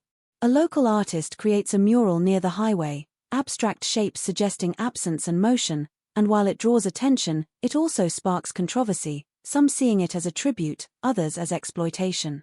The family attends its unveiling without speaking, their presence enough to anchor the moment in reality. An unexpected development arises from a distant jurisdiction, a cold case task force reaching out about similarities they've noticed, a disappearance years later with overlapping elements, an abandoned vehicle, a remote stretch of road, a suspect who traveled through Florida around the time of the 2007 case. The connection is tenuous, built on patterns rather than proof, but it prompts collaboration, files exchanged, theories compared, and for a brief moment the possibility of a larger narrative looms, one that could contextualize the Florida disappearance as part of something broader and darker. The hope is fragile, quickly tempered when timelines fail to align perfectly, but the exercise reinforces the sense that isolation has been one of the case's greatest obstacles. The family is cautious with this new information, having learned how quickly potential connections can dissolve, and they ask fewer questions now, focusing instead on what can be confirmed. They speak openly about fatigue, about the emotional calculus of staying engaged without being consumed, and their honesty reframes the case not as an endless quest for answers but as a long negotiation with grief. They attend fewer public events, choose their moments carefully, and in doing so they redefine what persistence looks like: quieter, steadier, less performative. As months pass, the rebuilt case file begins to resemble a palimpsest, layers of interpretation visible beneath the latest conclusions, and the team acknowledges that no single narrative can capture the entirety of what happened. They prepare a comprehensive update, not for the media but for themselves, a document that outlines what is known, what is likely, and what remains unknowable. It is sobering to see it laid out so plainly, the vastness of the unknown dwarfing the fragments of certainty, and yet there is a strange comfort in that honesty, a release from the pretense that resolution is always possible. Part 6 ends not with revelation but with recalibration, a collective decision to continue without illusion, to pursue truth without guaranteeing closure. The disappearance remains unresolved in the ways that matter most, but it is no longer static, no longer frozen in the moment the car was found on the highway. It moves forward slowly, shaped by new eyes, new tools, and the enduring refusal to let absence be the final word, even when the answer, if it comes at all, may arrive too late to change anything but the story itself. A decade and a half after the night everything stopped, the case acquires a new kind of urgency, not from fresh evidence but from the quiet ticking of biological clocks, the understanding that memory and mortality are conspiring against the truth. Witnesses age out, suspects fall ill, and investigators confront the uncomfortable math of time. How many chances remain before the possibility of answers narrows to a single, irreversible point? This awareness sharpens their focus, stripping away distractions, forcing them to ask not what could be known, but what must be known now, before the window closes entirely. They return once more to the suspect who has dominated the narrative, not with accusations but with a different tone altogether, an appeal framed around inevitability rather than consequence. The interview room is smaller than he remembers, or maybe he is larger, slowed by years and medication, his movements careful, deliberate. Detectives speak softly, acknowledging the years, the weight of carrying something unresolved, suggesting that silence can be heavier than truth when the end of the road is visible. He listens, eyes fixed on the table, fingers tracing the grain of the wood, and for a moment it feels like the room itself is holding its breath. He does not confess. What he offers instead is ambiguity, statements that skirt the edges of admission without crossing the line, references to fear, to mistakes, to nights that don't sit right in his memory. He talks about being in the wrong place with the wrong people, about choices that spiraled beyond control, and while he never names her, never names the act, the implication hangs thick in the air. Detectives push gently, careful not to fracture what little openness has emerged, and when the conversation ends they are left with something that cannot be entered into evidence but cannot be dismissed either, a psychological weight that reinforces what they have long believed without granting them the certainty they need. Outside the interview room, the legal landscape looms large, statutes, standards, the burden of proof unyielding in the face of human nuance. Prosecutors review the transcript and shake their heads, sympathetic but unmoved, reminding the team that implications do not survive cross-examination, that a case built on suggestion collapses under scrutiny. The detectives know this, have always known it, but the distance between legal truth and lived truth has never felt wider, and it leaves them questioning what justice even means when the system's thresholds feel misaligned with reality. A parallel effort intensifies quietly, a renewed search for physical evidence that might still be recoverable despite the years. Advances in environmental forensics offer slim hope, the ability to detect traces once thought irretrievable, and the team revisits sites long written off as lost. They drill core samples from Earth that has been paved over, extract material from beneath structures built after the disappearance, and while the process is painstaking and often futile, it represents a refusal to concede entirely to time. Results trickle in slowly, inconclusive but not meaningless, data points that suggest disturbance consistent with concealment, though not definitive enough to stand alone. The family is briefed again, the cadence of these meetings now familiar, and they absorb the information with a mix of gratitude and resignation. They no longer ask whether an arrest is imminent, having learned the cost of that question, but they listen intently for signs that the story is becoming clearer, that the fog is thinning even if the destination remains obscured.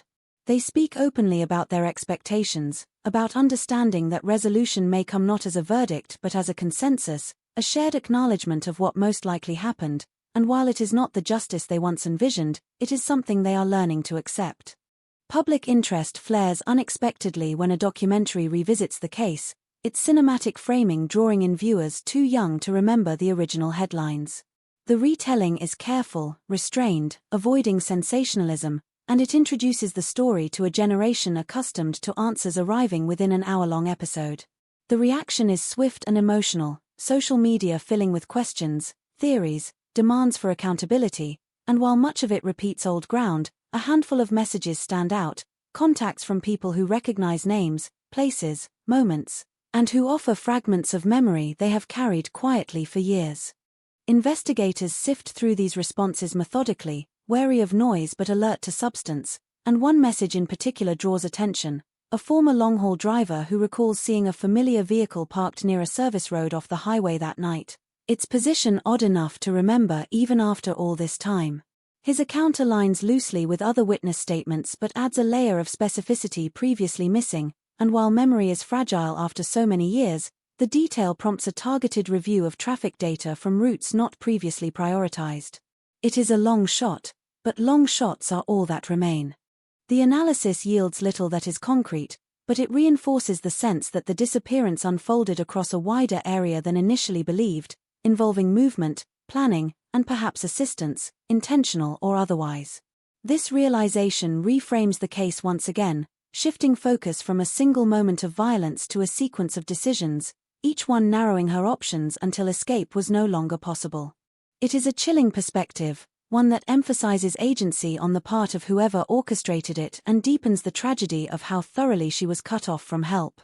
The suspect's health declines further, and with it the likelihood of any dramatic revelation. Detectives grapple with the ethical tension of pressing someone nearing the end of their life, aware that the pursuit of truth can intersect uncomfortably with compassion. They consult ethicists, legal advisors, even clergy, exploring whether there is a path to disclosure that does not involve punishment, a way to recover information without the machinery of prosecution. The answer, as with so much in this case, is uncertain, dependent on willingness that cannot be compelled.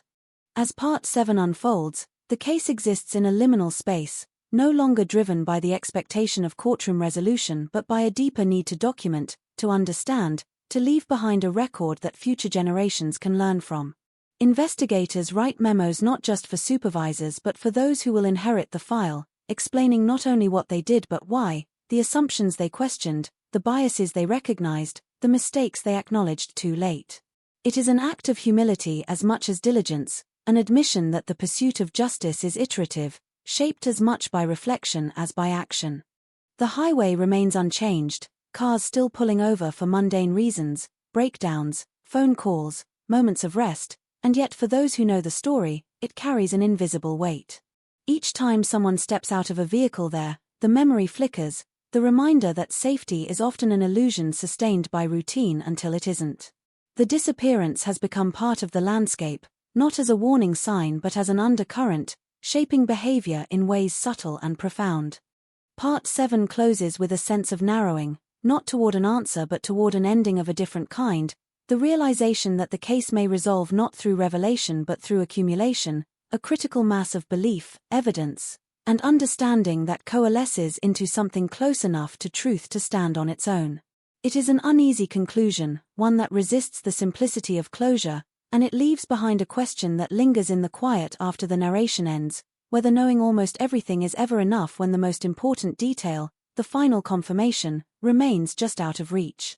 By the time the case reaches this stage, it no longer feels like an investigation in the traditional sense, but like an excavation, careful, methodical, aware that one wrong move can collapse what little structure remains.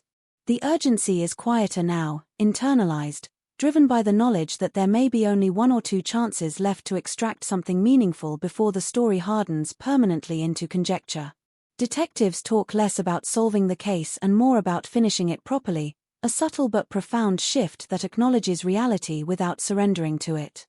The focus turns inward, toward documentation, preservation, and continuity, ensuring that nothing is lost to institutional memory when personnel change again.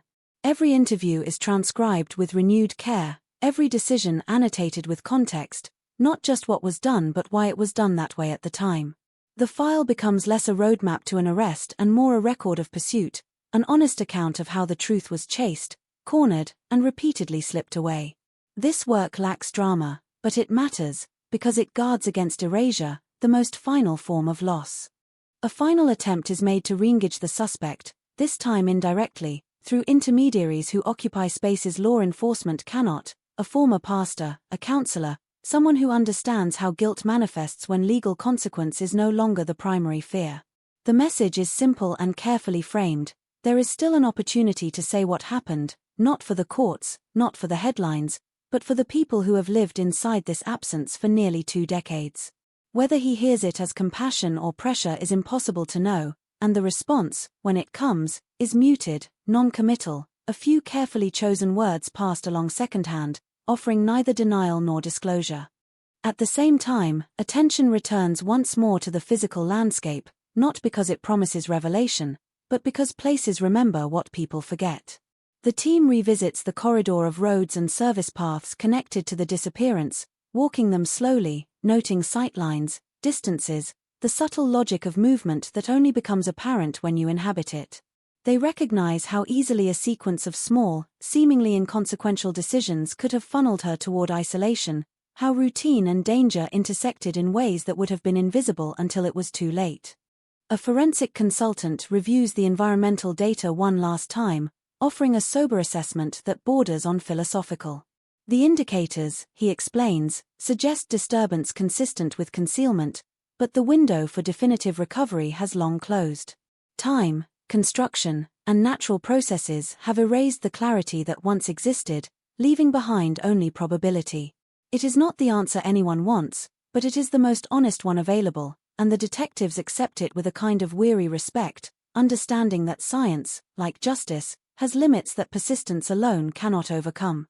The family is invited to participate in shaping how the case will be remembered publicly, a gesture that acknowledges their central role not just as victims of loss but as stewards of the story. They are asked what matters most now, what questions still feel unanswered, what truths, even if unprovable, they want acknowledged. Their responses are measured, thoughtful, focused less on blame and more on recognition, the desire for an official narrative that reflects the complexity of what happened without reducing it to a sound bite. They want her life foregrounded, not just her disappearance, and they want the uncertainty itself named as part of the truth. A formal case summary is prepared for release, not declaring closure but outlining conclusions, probabilities, and the rationale behind them. The language is careful, precise, avoiding absolutes, and when it is finally shared, the reaction is mixed. Some praise the transparency, the willingness to articulate what has long been implied. Others criticize the absence of definitive accountability, frustrated by a system that can assemble a compelling story but not deliver a verdict. The debate reignites briefly, then fades, leaving behind a quieter understanding that this may be as close as the public will ever get. The suspect fades from view, his health failing, his world contracting to the essentials, and while there is no confirmation of what he carries with him, the possibility that the truth may end there settles heavily over everyone involved. Detectives confront the emotional complexity of this outcome, the simultaneous relief and dissatisfaction of reaching the end of the road without the moment of reckoning they once imagined. They talk among themselves about legacy, about what it means to spend years chasing something that refuses to be caught, and whether the pursuit itself holds value independent of its result.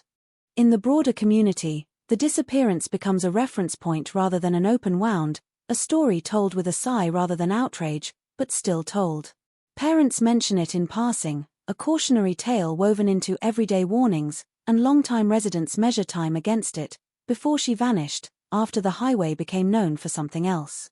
The memory persists not as spectacle but as context, shaping how people think about safety, trust, and the thin line between ordinary and catastrophic. As Part 8 draws to a close, the case reaches a plateau, not resolved, not abandoned, but settled into its final form, a narrative defined by likelihood rather than proof, by consensus rather than conviction. It stands as a testament to endurance, to the refusal to let silence win even when it cannot be fully broken. The unanswered questions remain, but they are framed now by understanding, by the recognition that some truths exist not as declarations but as shadows cast consistently in the same direction, long after the source itself has slipped from view. The years that follow do not bring silence, only a different kind of noise, softer, less frantic, but persistent, like wind moving through an open window long after a storm has passed. The case lives on in footnotes and references, in training seminars and quiet conversations between investigators who recognize its contours instantly, a shorthand for everything that can go wrong when time becomes the strongest force in the room. New detectives read the file and feel the same pull their predecessors did, the sense that something essential is almost within reach, and they ask the same questions with fresh voices, hoping repetition alone might unlock what has resisted for so long. The official status remains unchanged, open, active, unresolved, and those words carry a weight that is both administrative and emotional. They mean the door is not closed, that any new information will be taken seriously, but they also acknowledge the improbability of a breakthrough dramatic enough to rewrite the ending. Still, hope persists in small, stubborn ways, in the belief that secrets decay over time, that loyalties shift, that someone somewhere may one day decide the burden of knowing is heavier than the risk of speaking. A final ripple moves through the investigation when an estate attorney contacts authorities after the death of a peripheral figure connected loosely to the case, a man whose name appeared briefly in early reports and then vanished into obscurity. Among his papers is a handwritten note, vague, incomplete, referencing a night that went wrong and a fear of being remembered for it.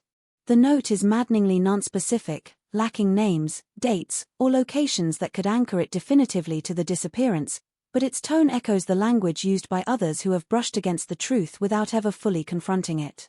Investigators analyze the handwriting, the phrasing, the context, searching for alignment, but the conclusion is the same as so many before it, suggestive, unsettling, and legally inert.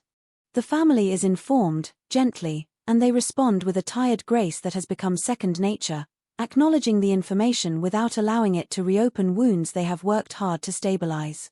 They understand now that not every development is a step forward, that some are merely reminders of how many stories orbit the central one, how many lives were bent subtly out of shape by a single disappearance. They express gratitude for the continued diligence, for the fact that even now, so many years later, the call was still made.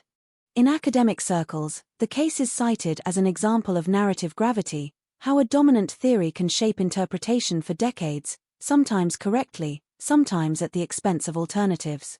It becomes a cautionary tale about balance, about the need to hold multiple possibilities in mind without letting any one of them calcify too early. This reframing does not undermine the prevailing belief about what likely happened, but it contextualizes it, reminding those who study the case that belief and proof, while often aligned, are not interchangeable. The highway undergoes routine maintenance, resurfaced, restriped, its physical form altered once again, and with each change the distance from the original scene grows wider. And yet, for those who know the story, the location remains fixed in memory, untouched by asphalt or paint. It is where the absence first became visible, where the ordinary fractured, and no amount of renovation can fully erase that association.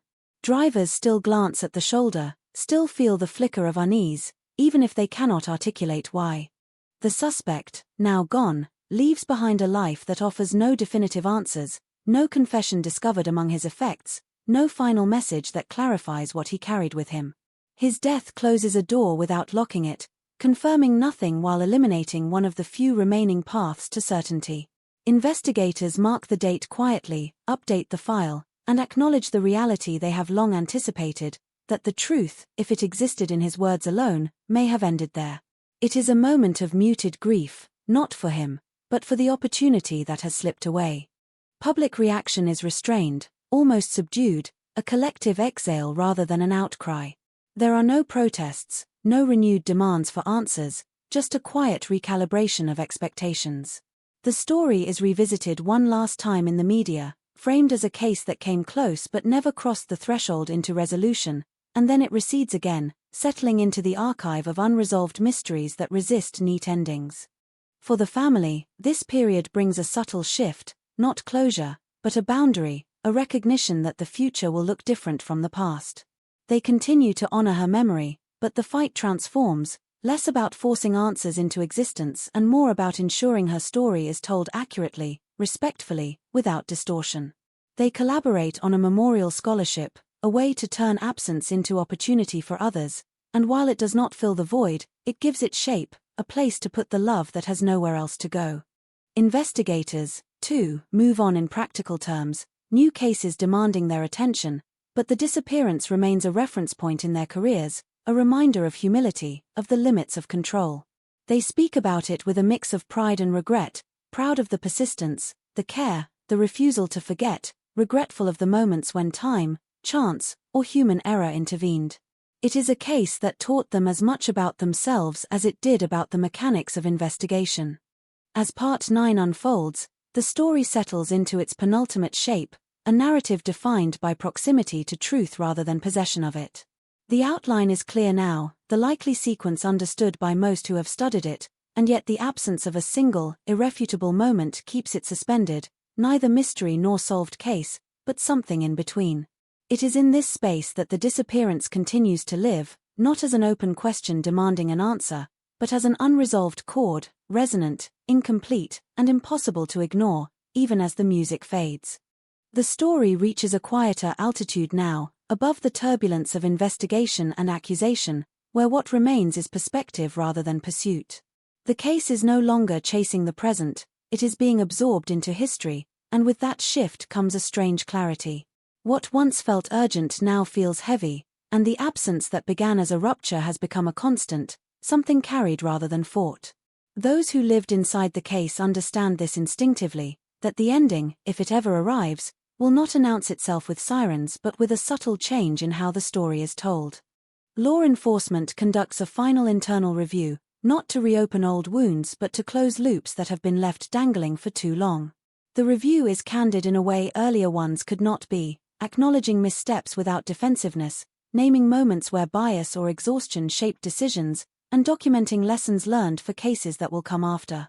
It is an exercise in institutional memory, an attempt to ensure that the years invested yield something beyond frustration. The disappearance becomes a teaching case, not because it failed, but because it endured, revealing how systems behave under prolonged uncertainty. The official language surrounding the case evolves subtly. Press materials stop emphasizing the search for suspects and begin emphasizing preservation, accuracy, and remembrance. The shift is small but meaningful, signaling an understanding that while the mechanics of investigation have reached their limit, the responsibility to the truth has not. The file is digitized fully, indexed in ways it never was before, ensuring that if someone someday brings forward new information, it will land in a system prepared to receive it rather than a stack of paper vulnerable to being misplaced or forgotten. In the community, the disappearance loses its edge as a current event but gains weight as a shared memory. People speak about it differently now, with less speculation and more certainty about what they believe happened, even if they cannot prove it. The narrative stabilizes, no longer swinging wildly between theories, settling instead into a consensus shaped by years of reporting, investigation, and quiet acknowledgement. It is not unanimity, but it is coherence, and that coherence brings a measure of calm. The family marks another anniversary privately, no cameras, no public statements, just a gathering of those who remember her as she was rather than as she became in headlines. They tell stories that never made it into the file, moments of humor, stubbornness, warmth, and in doing so they reclaim territory that the disappearance once occupied entirely. The pain remains, but it has changed shape, less jagged, more diffuse, and they speak openly about the relief of no longer waiting for a phone call that might never come. Acceptance, they have learned, is not agreement with what happened, but an acknowledgement of what is. A journalist revisits the case one last time, not to break news but to reflect, and the piece avoids the language of mystery in favor of gravity. It frames the disappearance as a lens through which to view time, loss, and the limits of certainty, and it resonates in a way earlier coverage did not. Readers respond not with demands for answers but with recognition, sharing stories of their own unresolved losses, understanding that not all narratives bend toward resolution. The case becomes less about what happened on a specific night and more about how people live with the aftermath of not knowing. There is talk, briefly, of a symbolic closure, a designation that would acknowledge the investigative conclusions without claiming legal resolution. The idea is debated, scrutinized, ultimately set aside, deemed unnecessary, perhaps even misleading. Closure, the family insists, is not something a label can confer, and the system, for once, listens. The case remains officially open, not as a promise of future action, but as a statement of respect, an acknowledgement that some questions deserve to remain unanswered rather than forced into false certainty. As the years continue to move forward, the disappearance becomes a touchstone for conversations about vulnerability, about how quickly normalcy can fracture, about the spaces between routine and risk that people navigate every day without thinking. It influences policy in small ways: improved lighting along stretches of highway, better coordination between jurisdictions, investments justified not by fear but by memory. These changes do not undo the past, but they stand as evidence that the story mattered, that it left an imprint beyond its own tragedy. The finality that once seemed so necessary now feels less urgent, replaced by a broader understanding of justice as something that can exist without a verdict. The truth, as it stands, is incomplete but stable, supported by a lattice of evidence, testimony, and reasoned inference that points consistently in the same direction. It is not enough for a courtroom, but it is enough for belief, and belief, in this context, becomes a form of resolution, however imperfect. As Part 10 closes, the case settles fully into its long shadow, no longer demanding answers but inviting reflection. The disappearance remains unresolved in the technical sense, but it is no longer unmoored. It has a shape, a gravity, a place in the collective memory that will not easily be erased. And in that quiet persistence lies its final power, not as a mystery waiting to be solved, but as a reminder that some stories do not end, they simply change the way they are carried forward. In the end, the case does not conclude with a revelation, but with a reckoning, quiet, deliberate, and unmistakably final in its own way. The disappearance no longer belongs solely to investigators or to headlines. It has passed fully into the realm of lived history, carried by those who remember not just what happened, but what followed, the years of waiting, the cycles of hope and retreat, the slow education in uncertainty. What remains now is not a question demanding an answer, but a truth that has settled through repetition and reflection, shaped by everything learned and everything that could not be confirmed. The official file stays open, its status unchanged, but its meaning has evolved. It is no longer a vessel for expectation but a record of effort, of diligence stretched across decades, of a system that pushed as far as it could and then stopped, not out of indifference, but out of honesty. Detectives who once believed closure was a destination now understand it as a process, one that unfolded gradually, painfully, and without ceremony. They speak of the case with a subdued certainty, not proclaiming what cannot be proven, but acknowledging what is understood, the convergence of facts that leave little room for alternative explanations, even as they resist the simplicity of a single word like solved. The family reaches a point of stillness that outsiders often mistake for resignation. It is not that. It is the calm that comes from knowing the shape of the truth, even if its edges remain blurred. They have stopped asking who will be held accountable and started asking how she will be remembered, and in doing so they have reclaimed the narrative from the absence that once defined it. They mark time differently now, not by anniversaries of loss, but by acts of continuity, birthdays remembered, traditions maintained, her name spoken without hesitation or apology. The disappearance took her body from the world, it did not take her place in it. In private moments, investigators admit what they believe happened on that stretch of highway, the sequence of decisions, the manipulation, the finality of it, and while they will never say it into a microphone as fact, it informs everything they do afterward. It shapes how they approach new cases, how quickly they challenge assumptions, how carefully they treat the quiet details that once seemed inconsequential. The case becomes a reference point not because it failed, but because it taught them what success sometimes looks like when proof is incomplete and time is relentless. The community carries the story forward in small, almost invisible ways. A pause when passing the shoulder where the car once sat a day. A glance that lingers a second longer than necessary. Conversations that trail off into silence when someone mentions that year. The disappearance has woven itself into the local consciousness, not as a source of fear, but as a reminder of fragility, of how quickly the ordinary can become irreversible. It has changed behavior, altered expectations, and reshaped how safety is understood, not as a guarantee, but as a responsibility shared by many. There is no final press conference. No announcement declaring the mystery closed. Instead, there is a gradual consensus, unspoken but widely held, about what most likely occurred and why it could not be undone. The absence of spectacle is fitting. The case was never about drama, it was about disappearance, about the quiet devastation of not knowing, and the slow, imperfect process of knowing enough. When people say now that the case is solved, they do not mean in the legal sense. They mean in the human one. The highway remains. Cars still pull over. Radios still hum with static. Dawn still breaks the same way it did in 2007. But the space is no longer empty. It is filled with memory, with understanding, with the weight of a story that refused to vanish even when answers did. The cold case, once defined by silence, has found its voice not in a verdict, but in the collective acknowledgement of what was lost and what was learned. This is how it ends, not with certainty, but with clarity. Not with justice delivered, but with truth carried as far as it can go. A disappearance that haunted a community for years no longer floats unanswered in the dark. It rests, imperfectly, in the light of what is known, what is believed, and what will never be forgotten. Time keeps moving, indifferent, relentless, and yet the case moves with it, not forward, not backward, but outward, spreading into places no investigation ever reached. It lives now in the margins of other stories, in the quiet decisions people make without realizing why. A driver pulls over to help a stranger and hesitates one extra second. A parent insists on a phone call that feels unnecessary. A dispatcher stays on the line a little longer than protocol requires. None of them say her name, but she is there all the same, an invisible influence shaped by memory rather than mandate.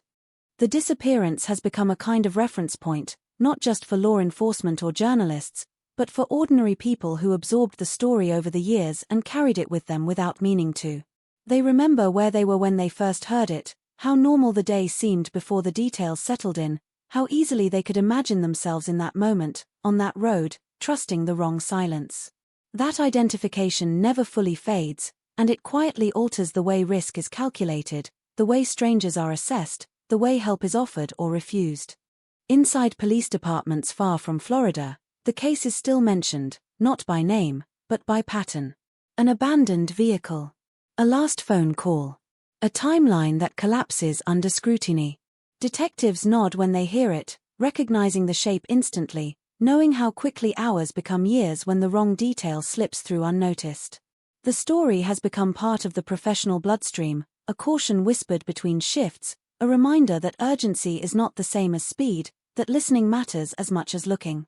The evidence, what little there is, remains preserved, sealed against decay as much as technology allows.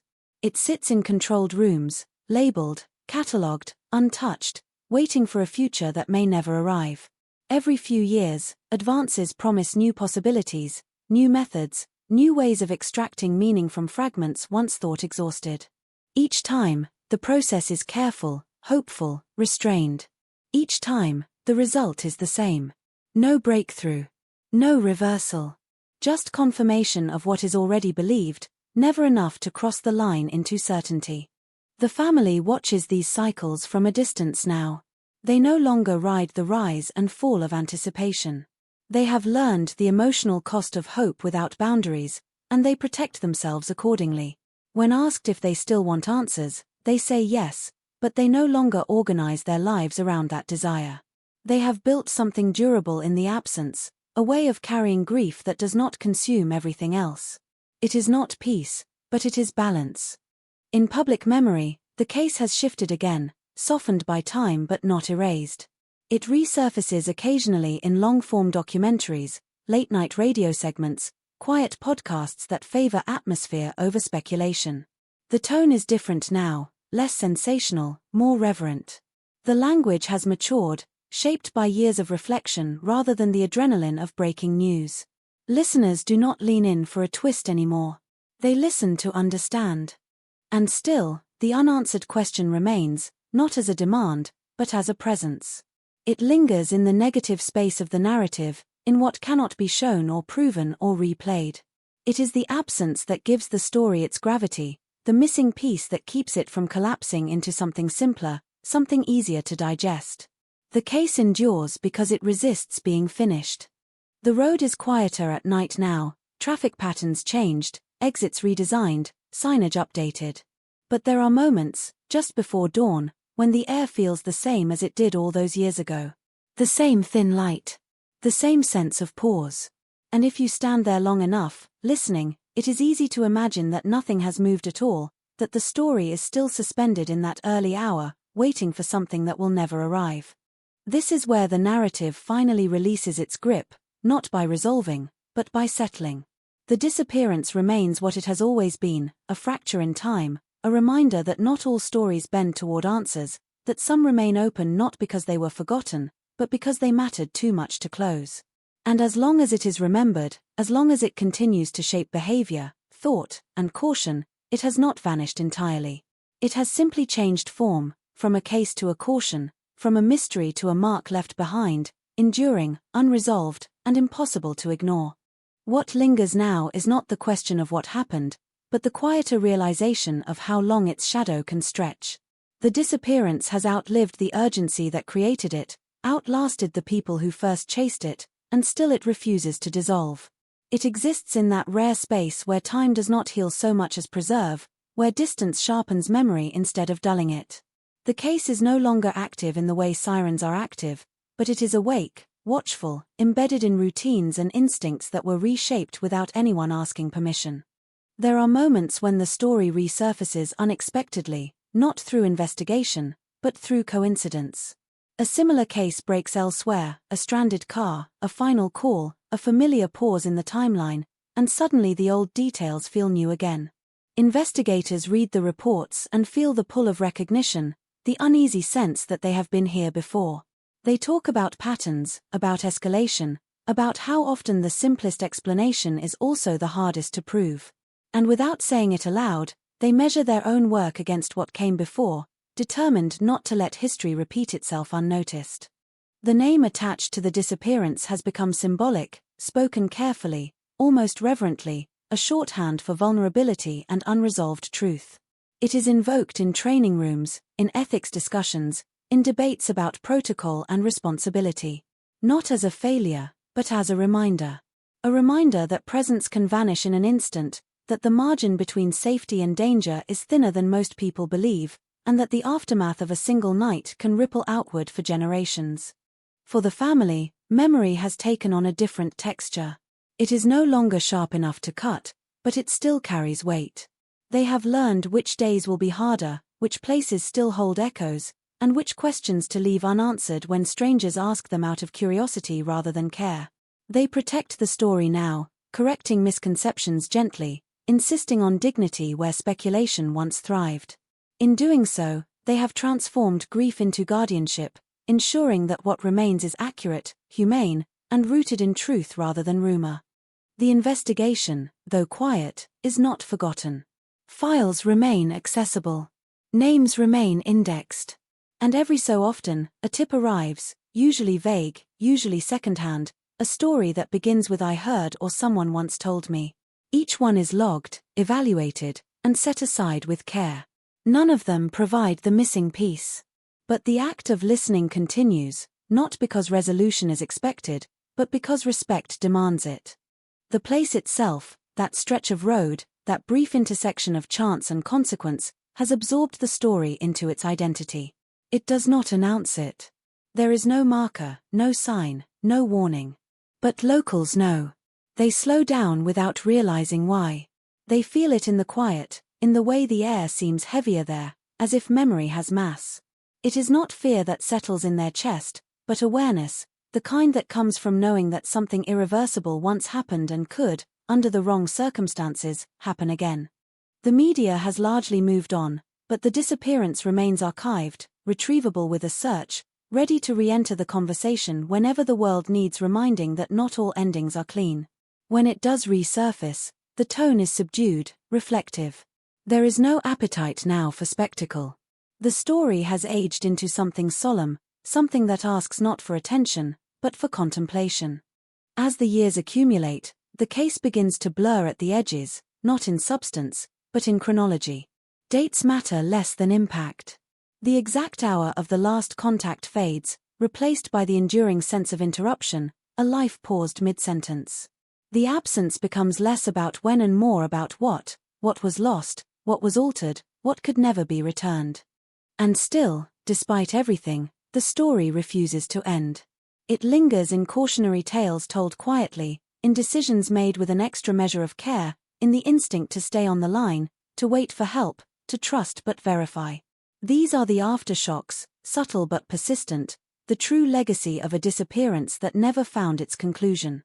This is where Part 13 rests, not at the edge of discovery, but in the long middle space between knowing and accepting. The case no longer asks to be solved. It asks to be remembered correctly. And in that request lies its final power, not as a mystery demanding resolution, but as a presence that continues to shape the world it was taken from, quietly, relentlessly, and without ever truly letting go.